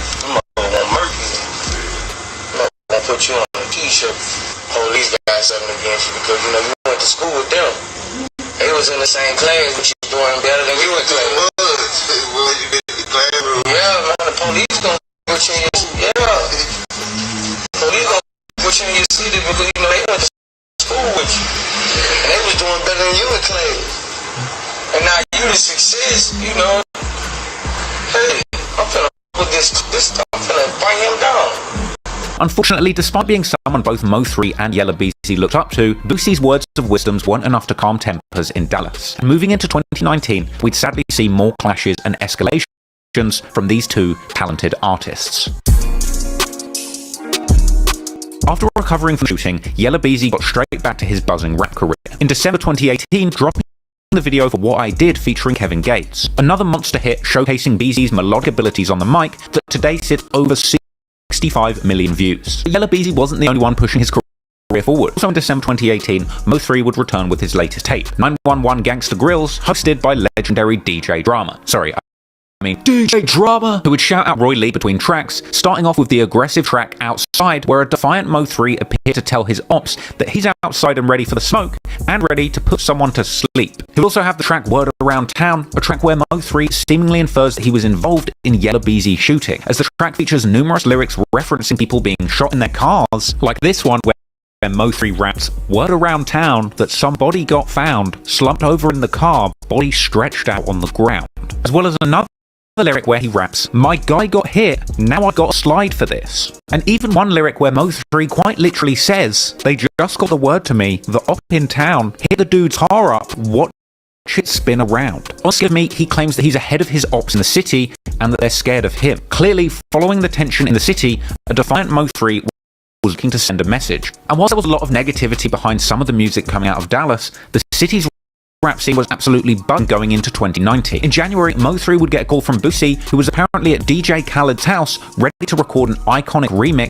to his track Everybody. Everybody was on Mo3's Shotters 3.0 mixtape that dropped in March 2018, but Boosie breathed new life into the remix, dropping a video for Everybody featuring Boosie on the 14th of January 2019, with the track becoming one of Mo3's most streamed songs to date, sitting right now over 103 million YouTube views. But Mo3 wasn't the only person in the city making moves around this time either. Also in January, Trapboy Freddy would drop his latest project, Rockboy Freddy 2020 Flow, and Yella Beezy would drop big videos for his tracks My Way Up and Keep It On Me. But sadly, moving to late February, the feud between Dallas's buzzing rappers would kick off once again, when on February the 22nd, 2019, Mo3 releases the song 219, commemorating the birthday of Roy Lee and dissing numerous rappers from the Texas rap scene. Mo3 would say that if if he died today, one of his ops would die too, and that the interviewers keep asking him about the other rappers in his city and that he hates all of them and they're scared of him. He claims he's not about the internet beef and that he is actually going to kill one of these rappers. He rapped that he shot at somebody's Sprinter bus, an apparent reference to an earlier shooting targeting Trapboy Freddy's Sprinter. He references the body in Fort Worth, saying that he had a show but he doesn't recall the murder, and referencing Yella Beezy's shooting, saying you heard about that rapper that got shot on the tollway, as well as saying that the city knows what he did when he hit up that rapper and made him famous, and saying that he barely made it and he won't make it again. And he would claim that his ops have put a $10,000 bounty on his head, but they won't be successful. Naturally, this song caused shockwaves in the Texas rap community. Go Yayo would respond to lyrics from the song by MO3 on Live, denying lyrics from the song, saying that MO3 had never hurt him, and suggesting that MO3 isn't responsible for the shootings he claimed in the song. When you made that song, I bet you like, oh, I'm finna studio with this one. He like, I'm gonna drop it on Boy Lee's birthday so I can get all them that behind me. Ooh, I know exactly what I'm gonna do. You making all this time about you done hit friends up, boy. Stop playing with us. Be for real. I ain't never heard about no slapping me, punching me down. None of that. Should've kept the murder out your little rap beat, boy. Tollway. You gotta be a stupid mother. Shoot at it on the tollway. Every time you jump on the tollway, it's cameras. Yayo would go on to suggest that MO3 was not the person who caught a body, as some people thought during that altercation in Fort Worth. Should've never said nothing about no Fort Worth, murder, all that. Stop lying, bro. Why every time you speak on the murder, you talking about like you done caught a body in my city, boy? You ain't caught in my city, but STD from that little nasty you was on in my city, boy, on crib. And Yayo would go on to say, if he's in the club with his ops, then it's going down, and Mo3 doesn't do anything about it. But y'all know, I'm in the club, and them boys in the club, it's gonna go down, boy. Yayo would go on to claim that he would beat up Mo3 when he sees him, and then revealing that Trapboy Freddy has footage of Mo3 apparently running away from him. Boy, we gonna beat at you, boy, when we catch you, boy. We gonna beat the got you. On crib, boy, these boys got you on camera. These boys got you on camera. Running under cars. Running under cars. Stop playing me. And this bold claim by Go Yayo would be backed up by Trapboy Freddy himself, who would then take to Facebook sharing this supposed video, leading to a vicious back and forth between Mo3 and Trapboy Freddy. Soon after Mo3 released his diss song 219, dropping shade on numerous Texas rap rivals, Trapboy Freddy would take to social media attempting to get back at Mo3 and embarrass him, leaking a grainy piece of surveillance footage purporting to show Mo3 pointing at somebody and subsequently leaving the scene, with it being implied that he had been chased away by Trapboy Freddy. The clip had apparently been shared on Facebook by Freddy himself, who claimed this altercation is the reason that Mo3 has been hiding from him for a year, and suggested that Mo3 had turned up thinking Freddy wasn't with his homies because no cars were outside, saying that Mo3 wanted to talk and ended up running away down the street. Apparently this confrontation had happened a little while after Mo3 and Freddy stopped talking, this being the result of Mo3 being upset that Freddy continued working with Go Yayo following the nightclub shootout, with that collab of course being the Song 6 pick, which featured Yella Beezy, Trapboy Freddy and Go Yayo, with Mo3 and Trapboy Freddy going back and forth in respective Say Cheese interviews. Like what he really meant or how he meant it. Yeah. If it wasn't nothing towards me, you gotta say that, bro. That was my nigga. And I vouch for him on every level. So, if it ain't the same, it ain't that. I ain't gotta stop talking to nobody. You can't get on social media and explain everything that goes on the street. You get what I'm saying? You can't do that. The goddamn radio people, the goddamn bloggers, you can't tell them, we ain't doing this because of this and this and this. You can't do that. You just go your way and do your thing and worry about yourself. Like, and you know, they gonna paint their own picture at the end of the day, but like, nah, man, like. Mo3 would respond to this newly leaked footage in a heated IG live where he seemingly rebuffed claims that he was running away, telling Freddy to post the full video, which apparently tells a very different story, and saying that he pulled up on Freddy a year ago and Freddy did not in the smoke. Post the whole motherfucking video, I'm gonna beat your motherfucking ass. Talking about running, scared of you. Did you tell him I'm in your hood? Did you tell him that? Did you tell him on the video that I pulled up in front of your motherfucking store? In that old, that's a year ago. You ain't want to scratch. I was telling him, blood, I just want to fight. I just want to beat you up real fast. I was doing, blood. You don't put that down, blood. Blood, put that down right there. Just come on, blood. I'm got this. All I got in my hands, blood. Put that down right there. Okay, cool. All right. Mo3 would go on to suggest that he had fled that day because the police arrived, not because Freddy was chasing him, saying that Say Cheese will back all this up. Then time I run, everybody running from you in the lives came. Tell them I left. Tell them I left. Post the whole video. You bad. Listen what I said. Say Cheese trying to get in my business. Sean Cotton. Tune in, Sean Cotton. How the fuck I tune Say Cheese in? Say Cheese seen that video, so he know that I'm about what I'm talking. Say Cheese seen the whole video. If y'all see the whole video, listen, in the street, you know, if the police come, fam, it was like 8 or 9 on block that day, broad day with that. You know. If you show the whole video, you know what I'm talking about. If the police ride by and see that, you better run, mother. They hit the whole Huey. Everybody ran.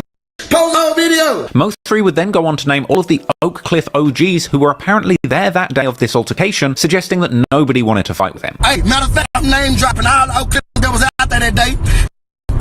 Sean said, your OG partners was out there. Tell them your OG partners was out there. KJ, he's the Poke OG. Yeah. Tell them Red Dog was out there. Another big homie, he was out there. What MO3 do? What MO3 do when he pulled up? Say, I want to look at that. Let me scratch him and put you down real fast. Come on.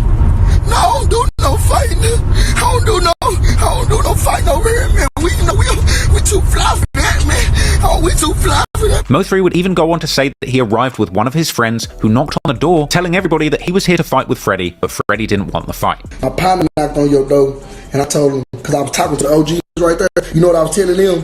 Hey, that in there, I'm trying to scratch him down. They like, for real? I'm like, yeah, that's what I came over here for.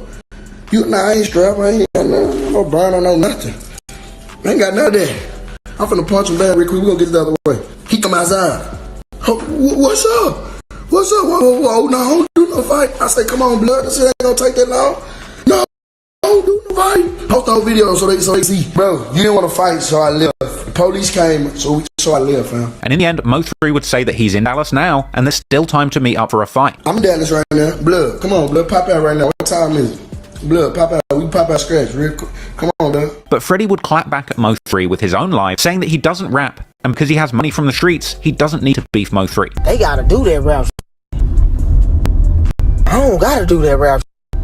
I can sit back on these band, boy, and play with you all day, boy. See, I don't gotta do that. I don't gotta book shows. I don't gotta do none of that. See, Freddie got money older than you, little boy, before you got bad, you know what I'm saying? Freddie then went further, saying that the footage he shared was only one incident, going on to suggest that they caught Mo3 trying to go into a nightclub, King of Diamonds, a few months after this incident. And that's just one incident. Oh, you may have thought I was bored. 2-3 months later after the video, you try to go to the club, KOD. Do you not remember trying to go to KOD?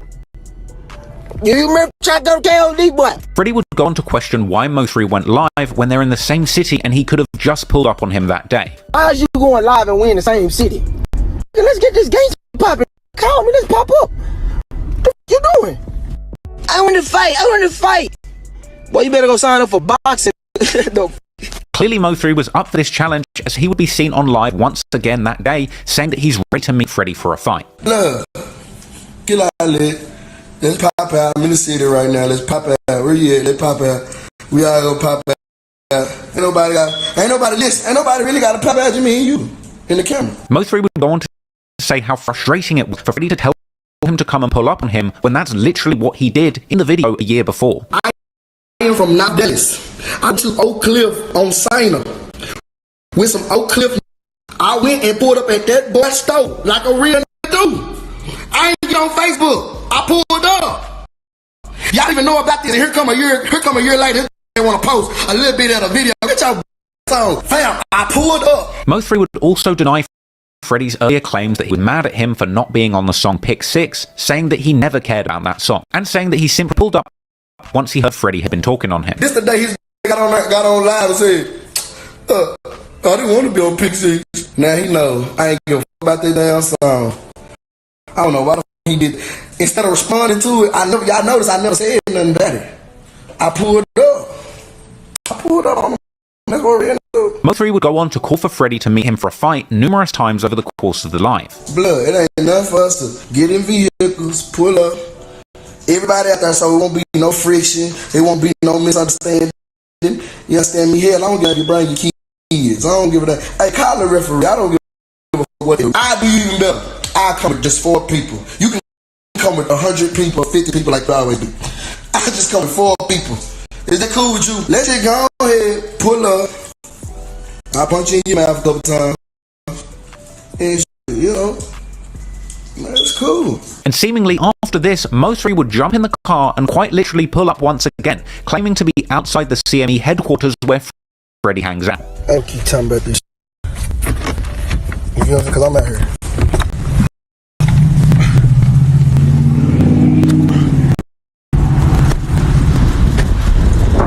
I'm missing you. I'm missing you.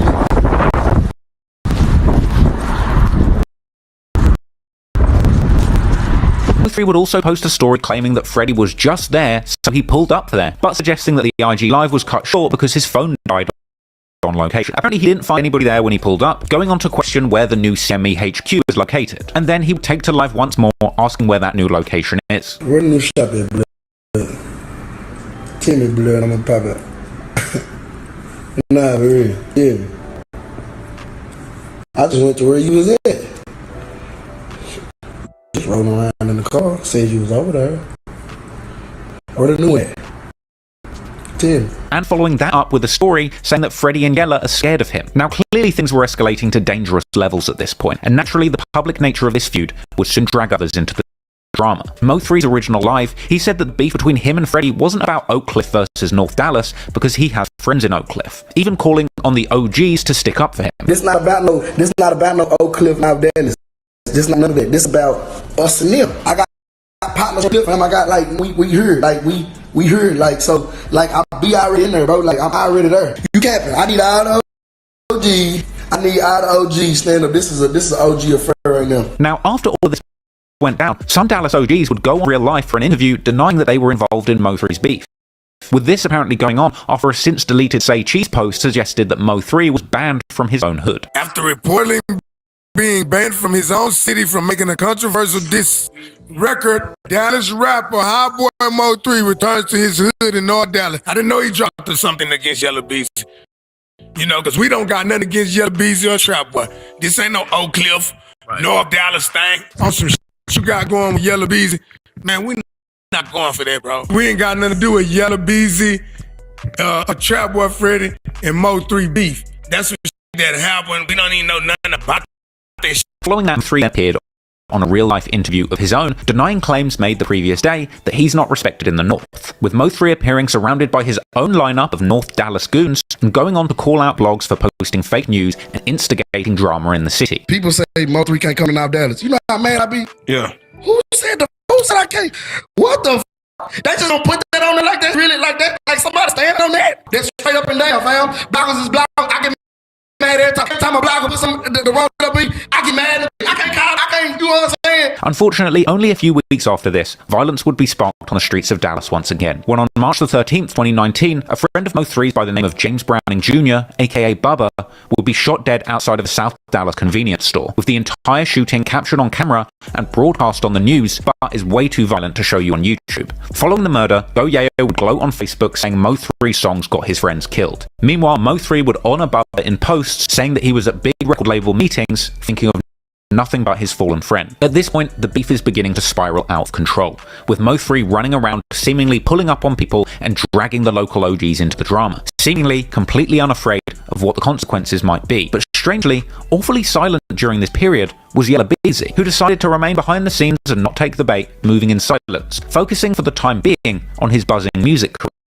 And the following month, dropping one of the biggest songs that he had released to date. And from there, it wouldn't take long for another clash to pop off with Mo3, this time with the police getting involved.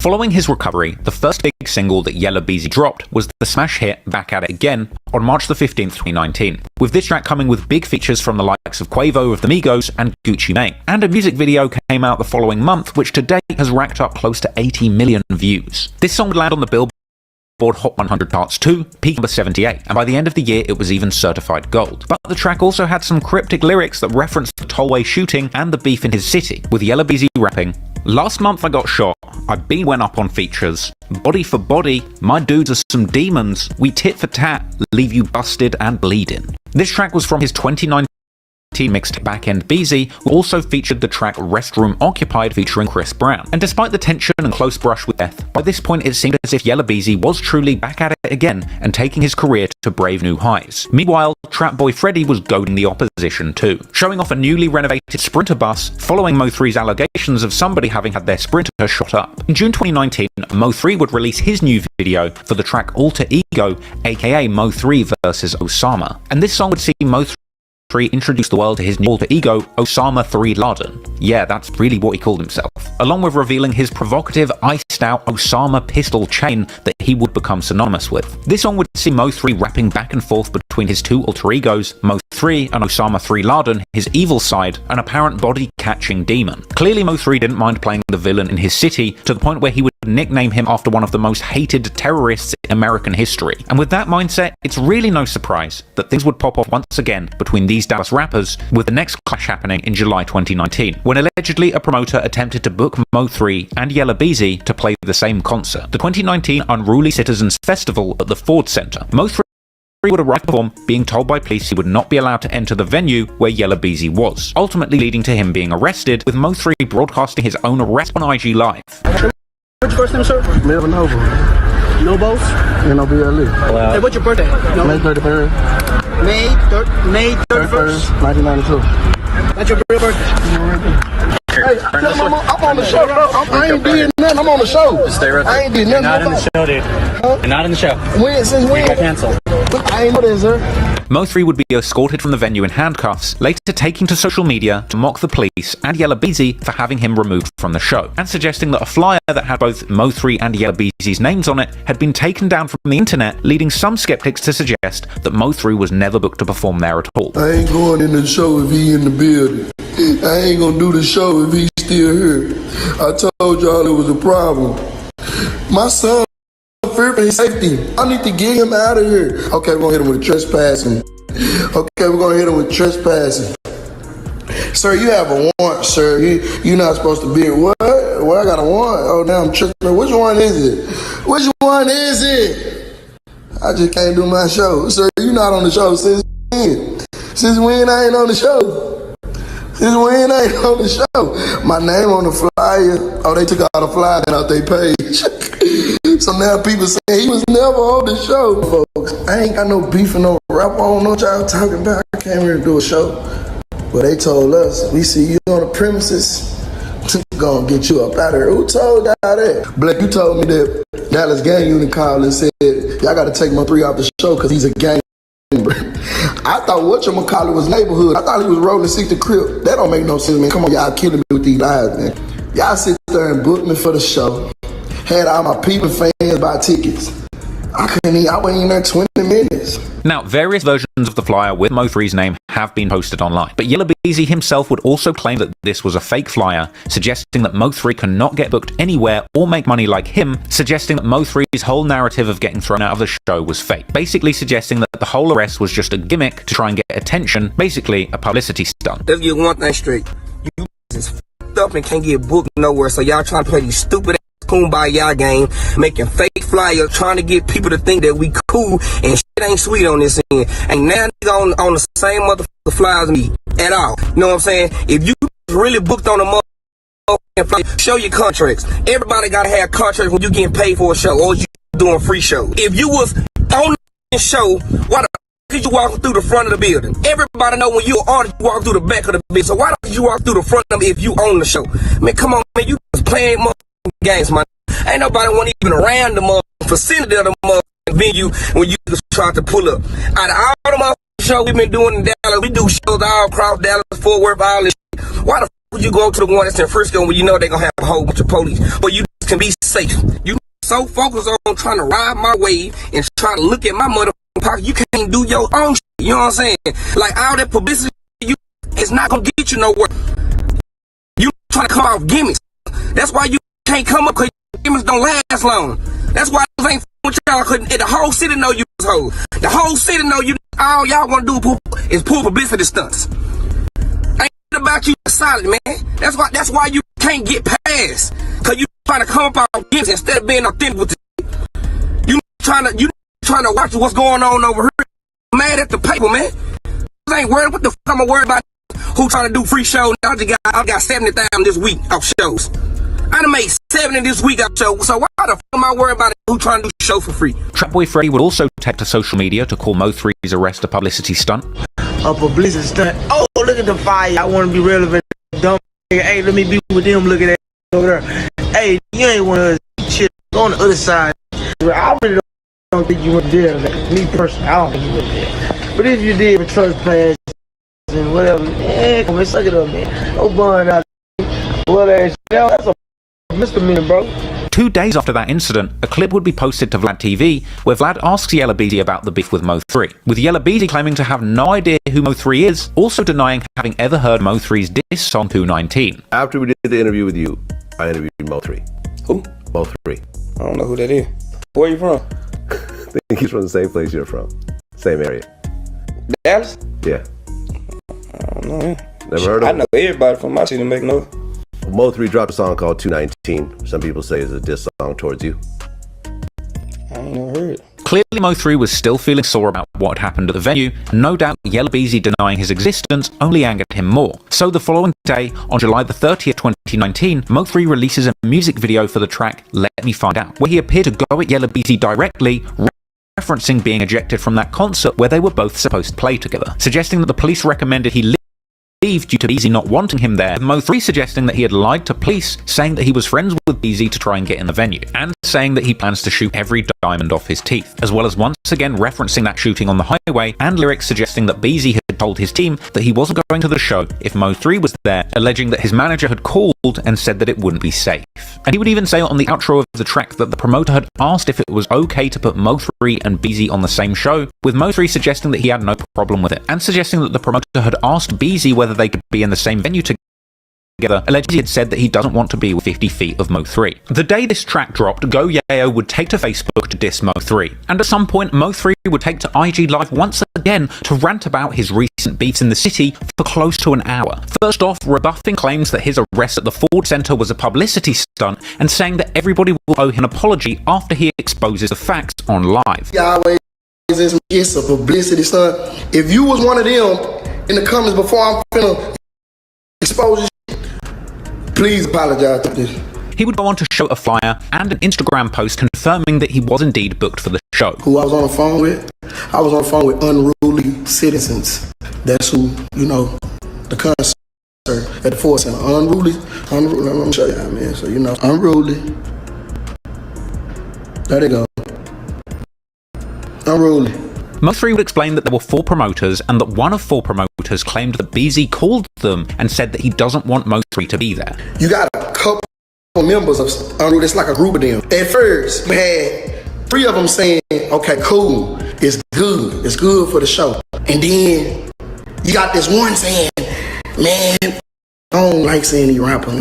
Man, I don't know if that's a good idea, man. Once I'm calling, it's calling us saying they don't want to be on the show with him and whoop and all this. And, you know, we don't want to, we done already paid them and stuff. You know, we're just not adding you on, just adding me on. They did. I'm already doing shows. Mo3 claimed to have told the promoters that there was no beef between him and Yella Beezy, with them saying that Beezy told them that there was beef, and that Mo3 had asked them to put Beezy on the phone, which they wouldn't do. Now, I don't got no beef with no rapper. I don't know nothing about that. I don't know nothing about no rap beef. I don't have that. Sir, what you talking about?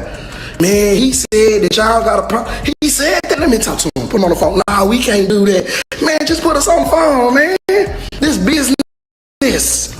I ain't got no rap beef. Mo3 went on to say that he thought he was booked for the show, even saying that Future, one of the headliners, shared the flyer with Mo3's name on it publicly, suggesting that they only deleted the flyers mentioning Mo3 after the event had taken place without Mo. So I told the promoter, I'm good. I'm gonna do, you know what I'm saying? Book me, I'm gonna do my shit. I don't know nothing about no rap beef. So he was like, man, you for real? I'm like, bro, I'm for real, bro. All my kids. How y'all think I got on this show? Did y'all really think I just popped up out somewhere? I was promoted on the radio, billboard ads in mother. Hold on, Future even posted me. Future, you can't, if y'all don't believe me, Future page, when he promoted the shows, they waited till y'all was saying, they waited till the internet started saying he wasn't even on the show. They was like, oh, bet, the internet thinking he wasn't even on the show. Let us hurry up and go delete all the promotion we did of him. So I'm looking like, they deleted it. Guess what? I recorded it. Future. This Future page. This, watch this. See, they went too quick on their feet. Look, this Future page. Future, Wednesday at 9:23. Who name that say at the bottom? Oh, apologize to me, y'all. Say sorry, MO3. So Future lying about me on this show, this Future page. This is real page. So say sorry, MO3. MO3 would go on to say that he felt like the venue and the promoters finessed him, even going as far as to play a recording of the promoter supposedly telling MO3 he was all clear to perform. And then they come back 2 days later and said, okay, we made up our mind, you can get on. You think I'm lying? Guess what? Bitch, I recorded it! Let's let the game begin. They called me at 11:50 in the morning. Listen, and this is what they told me. They said, okay, we all came to an agreement, you can get on the show again. I'm like, so I told you I ain't tripping with a rapper. You know what I'm saying? I don't know nothing about that rap beef. I'm steady saying that. I'm hollering at this whole time. Hello? What's going on? I'm over it. This is great for unruly citizens. You know, how you vibing ready for Saturday. You know, we just want to make sure that we have a good show and like we don't have, you know, anything extra. You know what I'm saying? Listen. Yeah, no, we good. Let me run it back. He said, I just want to let you know, I hope you're ready for Saturday. I hope you have a good show. Yeah, no, we good. I'm Gucci. I'm just ready to rock out, do my thing. We're not trying to like escalate any situation. We just want to put on a good show for our first event here with the Cowboys, you know? Yeah, I'm on the same page as y'all. We just want to speak to the people directly so we can feel comfortable because obviously we see what you can do in a good crowd, so that's going to help our show. But we just want to make sure everybody's safe because it's a very suburban show. Listen, did you hear what he said? He said, obviously, you're very good at what you do. We would love to have you on the show. You can bring in a crowd. And it's going to help our show. A show that y'all said I wasn't on. Y'all better apologize to me, bro. Y'all hurt my feelings. This is the who run the show. We're not going to take you off the show. Listen, we're not going to take you off the show. Did you hear what the promoter said? Tell me sorry. Stop playing with me. Tell me sorry. MO3 would go on to say that the police outside the venue told him that Yella Beezy specifically claimed he didn't feel safe with MO3 in the venue. I'm confused why I'm handcuffed. I'm confused why y'all violating me. I'm an artist, sir. I'm verified, sir. Sir, what you doing, sir? I'm supposed to be here, sir. Your show has been canceled. When, sir? I don't know nothing about that. When did they cancel the show? When? He got me in the car and said, you had beef with a rapper. I don't have beef with no, well, that him and his team is saying. Him and his team are telling us that they don't want to be near you. Why? What's going to happen in Frisco? MO3 would then address Yella Beezy's DJ Vlad interview, where he said that he didn't know who he was just the day before this, with MO3 saying rather menacingly, how are you going to say you don't know me when you felt me? Why you get on Vlad TV talking about you don't know me? You don't felt me. You get what I'm saying? Like, come on, man. You felt my presence before, sir. I didn't act like I didn't know you, sir. I said he's a good rapper. MO3 then proceeded to mock Yella Beezy for telling Vlad he doesn't know him, but telling the police all about their business. You know what you could have did? You could have told him like me, it wasn't no smoke, and then they would have let us get in there. We would have been in the same thing. You ain't gonna do that, did you? Nah, you ain't gonna do that. I know.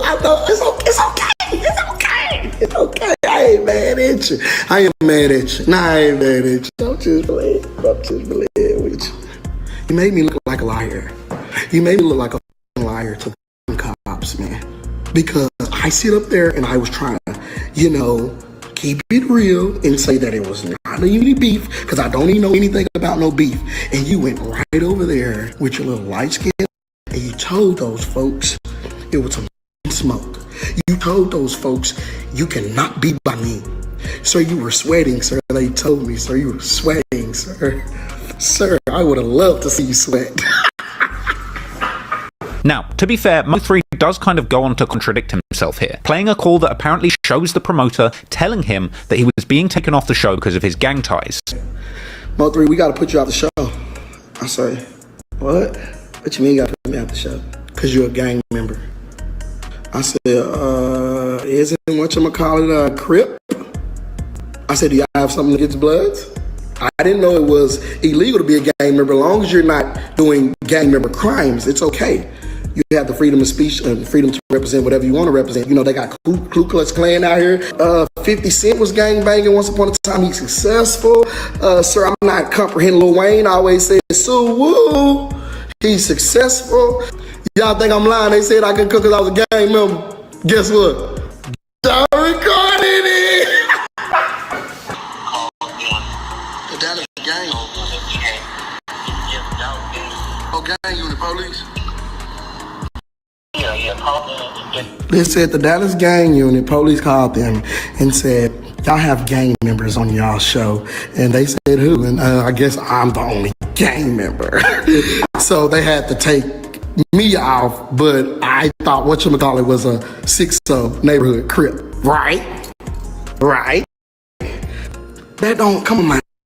Y'all got something against the banner hunters? Whoa, 282. Whoa. But yo, they're talking about neighborhood, let the seats lock. But I'm the only gang member. This that put both of us on the show. These facts. Y'all ain't gonna make me look bad. What I'm lying for? Clout chasing for what? And after some bounty hunter blood banging on the phone, Mo3 would claim that after his arrest, he managed to get the promoter to admit that it was Yella Beezy who didn't want him in the show, not the gang unit. Mo3. But you just said they got all them gang members. Why I'm the only gang member that gotta be taken out? How they just gonna call me a gang member? I'm not blaming nothing on the police. Listen, this him. Mo3 on the show. Is it good? Don't blame nothing on the police all the time. Stop that. Don't do that. I'm not blaming nothing on the police officer. What I'm trying to tell you is that on Wednesday. Hold on. No. I understand it. Listen, a rapper and his management felt like it was a bad idea. True or false? No, watch me get quiet. Hello? Listen. He didn't want to listen. All this was a bad idea. Don't stop blaming the police. All this is going on. All this commotion caused up. I'm going to jail because a rapper is getting on your by letting me on the show because he feared for his mother's safety. How many times did you tell me? And I said, why would he fear for his safety? I can't do nothing over here. In the end, Mo3 spoke his piece and seemingly proved to the world that he was at least booked for the show at some point, rather than the whole thing being a publicity stunt. But at the same time, it does sound like he kind of knew he wasn't entirely welcome when he turned up at the venue. And even denying that all of this was for publicity, the promotion and subsequent Instagram live rant was indeed good publicity for Mo3. And despite Mo3 claiming time and time again that he could have been in the same venue with Yella Beezy without any drama, we know that's not true. And from here on out, it would only take a couple of months before Mo3 and his ops would indeed find themselves at the same venue. And unsurprisingly, it all popped off. Following on from Mo3 being rejected from the concert at the Ford Center where Yella Beezy performed, he would continue to have back and forths with his biggest rival on social media. On October the 2nd, he appeared in a Say Cheese interview where he jokingly suggested that he might be willing to settle the beef in a celebrity boxing match, echoing Roy Lee's earlier sentiments. Celebrity boxing, man, you understand me? Three versus whatchamacallit, T Diddy, knock T Diddy out third round. You get what I'm saying? Boom, he ain't got nuts. You know what I'm saying? And then whatchamacallit, just icing on the cake. You know what I'm saying? That's really what they want to see. They don't want to see T Diddy. You get what I'm saying? Not them fast. You get what I'm saying? Like, the T Diddy, the backup down, so we're gonna get him out first. Let him come out, do his dance around the ring, whoop, scoop him up, he out of there. Despite saying that he would knock them out in the ring, Mo3 would go on to say in a less joking manner that it's possible he could have squashed the beef had he been allowed backstage at the Ford Center that day. Could he have been squashed that day? It could have been squashed, probably. You get what I'm saying? When the promoter said, hey, do you think you can be on the same show as whatchamacallit? Duh. What you talking about, bro? I do 1,000 shows. Ain't no man to stop me from not getting on stage. You get what I'm saying? Later in August, Yella Beezy's full DJ Vlad interview would drop, where he would discuss the Tollway shooting, telling Vlad that he would not forgive the shooter, even going as far as to say that if his shooter apologized to him, they wouldn't make it out of the building because Beezy wants his get back. Now, you not finna come and try to say, I'm the that shot you and think you finna walk away. I'm gonna get my lick back. Also in the interview, Beezy would discuss his monster jewelry collection, suggesting that at this point in his career, he has 7 figures at least in ice alone. Would you say you have $1 million of jewelry at this point? Sure. Clearly, Beezy was doing very well for himself off of shows. In fact, do you remember when Mo3 didn't get let into the concert and Yella Beezy went on that rant where he said that Mo3 gets no bookings and makes no money and bragged about all the money he was making from shows? Be worried about nothing. I gotta make 70 plus this week out shows, man. How the f can I worry about nothing? I do this every week. I'm good for 3 shows a week, including after parties. So you add that up. How the f am I gonna even have the knowledge or even try to have the time to pay attention to another? How? So I'm getting to some money. I ain't worried about you. Well, clearly these words got in Mo3's head, because after Yella Beezy's DJ Vlad interview, Mo3 would be seen on social media spending $90,000 in jewelry, seemingly proving to the world that he's not short of money. Yeah, man. Come on. Come here. Come on, man. Hey, man. Get that. That drip. That drip, man. Get that drip. Oh, yeah. That way. That way. Get my boy. Get my boy. Let him know what we doing. No, that's a wrap. 60 for the watch, 30 for the chain. Later that month, Mo3 would appear on No Jumper, where Adam22 asked Mo3 what it would take for the beef to settle down, with Mo3 echoing Roy Lee, saying that he wants to fight his ops in the ring for money and settle things that way. Would be able to sit down and sort it out. You suggested a boxing match in your Say Cheese interview. Yeah, look. I just want to punch him down if it's some beef. I still don't know nothing about this beef. I'm not no boxer, but I'll punch him down. You get what I'm saying? It's like just to shut everybody up. Punch them down, we punch it out for some money, and we get the money to charity. You know what I'm saying? Give them to the kids. You know, the kids gonna love to see they hometown rappers scratch. Smoke it out. They gonna smoke it out in the gloves. Right. You get what I'm saying? And once they do that, after I beat their ass, turn around and give them kids their money. You get what I'm saying? Seemingly in response to this, Yella Beezy posted on his Instagram saying that he can't wait to punch Mo3. And unfortunately, only a few weeks after this, yet another confrontation between Mo3 and Freddie taking place at the CME merch shop would be leaked on video. As on the 26th of September, Freddie would share surveillance video allegedly showing Mo3 arriving to the store once again looking for a fight, with someone shouting in Mo3's face, backed up by another man, allegedly Freddie holding what looks to be an assault rifle, with Freddie suggesting that this was the very day that Mo3's roam free pass was revoked. Mo3 would reply to this, mocking Freddie for standing there with a gun in his hand whilst Mo3 himself was there, shut off, ready to fight, and once again suggesting that this video had also been selectively edited. Mo3 would then take to Instagram, posting a video of him reacting to the footage and claiming that he came there unarmed to fight like a man. It's so friendly. Fine. Look at this video. I'm shirt off in your hood at your store. Tell me you put that down, I'm gonna beat you up, knock you out. And all your partners was around there. All your partners with you. I'm at your store. In your hood. On Sanger. At your store. Next to the motherfucking lunchroom. Shirt off. Look in the video. I'm in his face. Shirt off. Put that strap. I'm gonna knock your ass. He did. He never put that. Come on now. Ain't no damn fool. I don't want to punch you too hard and he sued the. Don't forget the fact, y'all. I came to his hood at his store. My shirt, you see my shirt off and my shorts on. No strap in my hand. I could have bought a strap. Why won't do all that, man? It's broad daylight. Why won't do all that? I came to punch on you, just a little bit, and that was gonna be it. This got tough with this big gun in hand. You ain't even shoot the. You're never supposed to draw down on a person, sir, if you're not gonna, Mo3 would go on to say that the footage was 2 years ago and that he hasn't seen Freddie without a gun since, even questioning why Freddie didn't shoot him that day. 2 years ago. I ain't seen that since then without that gun. That's the video I was talking about. He still keep editing it up. Question the other day. How you let her come to your store? It's your store on your block. Check you. Check you fight. You draw down with a big AR and let them leave and then shoot them and nothing happened to them? Hold on, so I came to your block at your store, made your come outside, told you scratched. You drew down with an AR and you let them leave? Come on, man. I hope y'all ain't glorifying the fact that this had a strap and didn't want to scratch. It ain't like we seen each other somewhere else. I pulled up. That's what you call I pulled up. I can't wear it yet. and you let him leave. You let me leave. You drew down this big ass gun for nothing. Let me leave because you ain't want to punch it out and get your knocked out. And that's what the camera was going to show. You get your knocked out. You ain't want that bitch.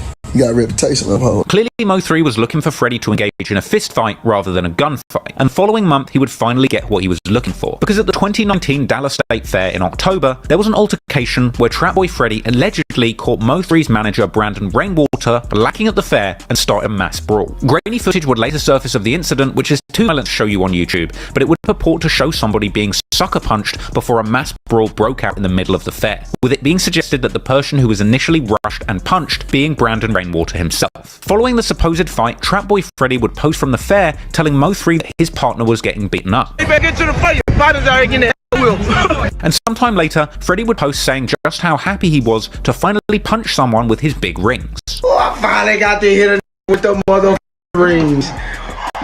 Yes, sir. Finally got to give me one. We had to have a 9th grade knockout. That was fun to be, man. Sadly, this would be only the first of several incidents where Mo3's enemies in the streets would physically attack the man managing his music career. And unfortunately, the next occasion where fists would fly in Rainwater's direction would be much more brutal and much more closely documented. In December 2019, Dallas rap fans would be shocked when headlines hit that Mo3 had been shot in the head. He would go even further, supposedly posting footage of himself bleeding on Instagram after the alleged incident. Hey, come on. Pull through here. I'm good. Shot me in my hand, grazed my back. Man, I'm good. Now, it would later turn out that this shooting was entirely fake. In reality, it stemmed from a music video for his song Why, with the whole shooting thing just being a publicity stunt to promote his latest project, Osama, of course named after his destructive alter ego, Osama 3 Laden. This project featured numerous disses leveled at his ops in Dallas, as well as that scathing diss track 219, which had only raised tensions between the warring rappers in the city months before. But unfortunately, as we saw at the Dallas State Fair, despite Mo3 claiming to be untouchable, his feuds were beginning to affect those around him. And moving into 2020 once again, Mo3's manager Brandon Rainwater would end up being on the receiving end of a beating meant for Mo3. Reports would surface that in January 2020, an altercation took place at popular nightclub V Live. Allegedly, Mo3's manager Brandon Rainwater arrived at V Live strip club being told by security to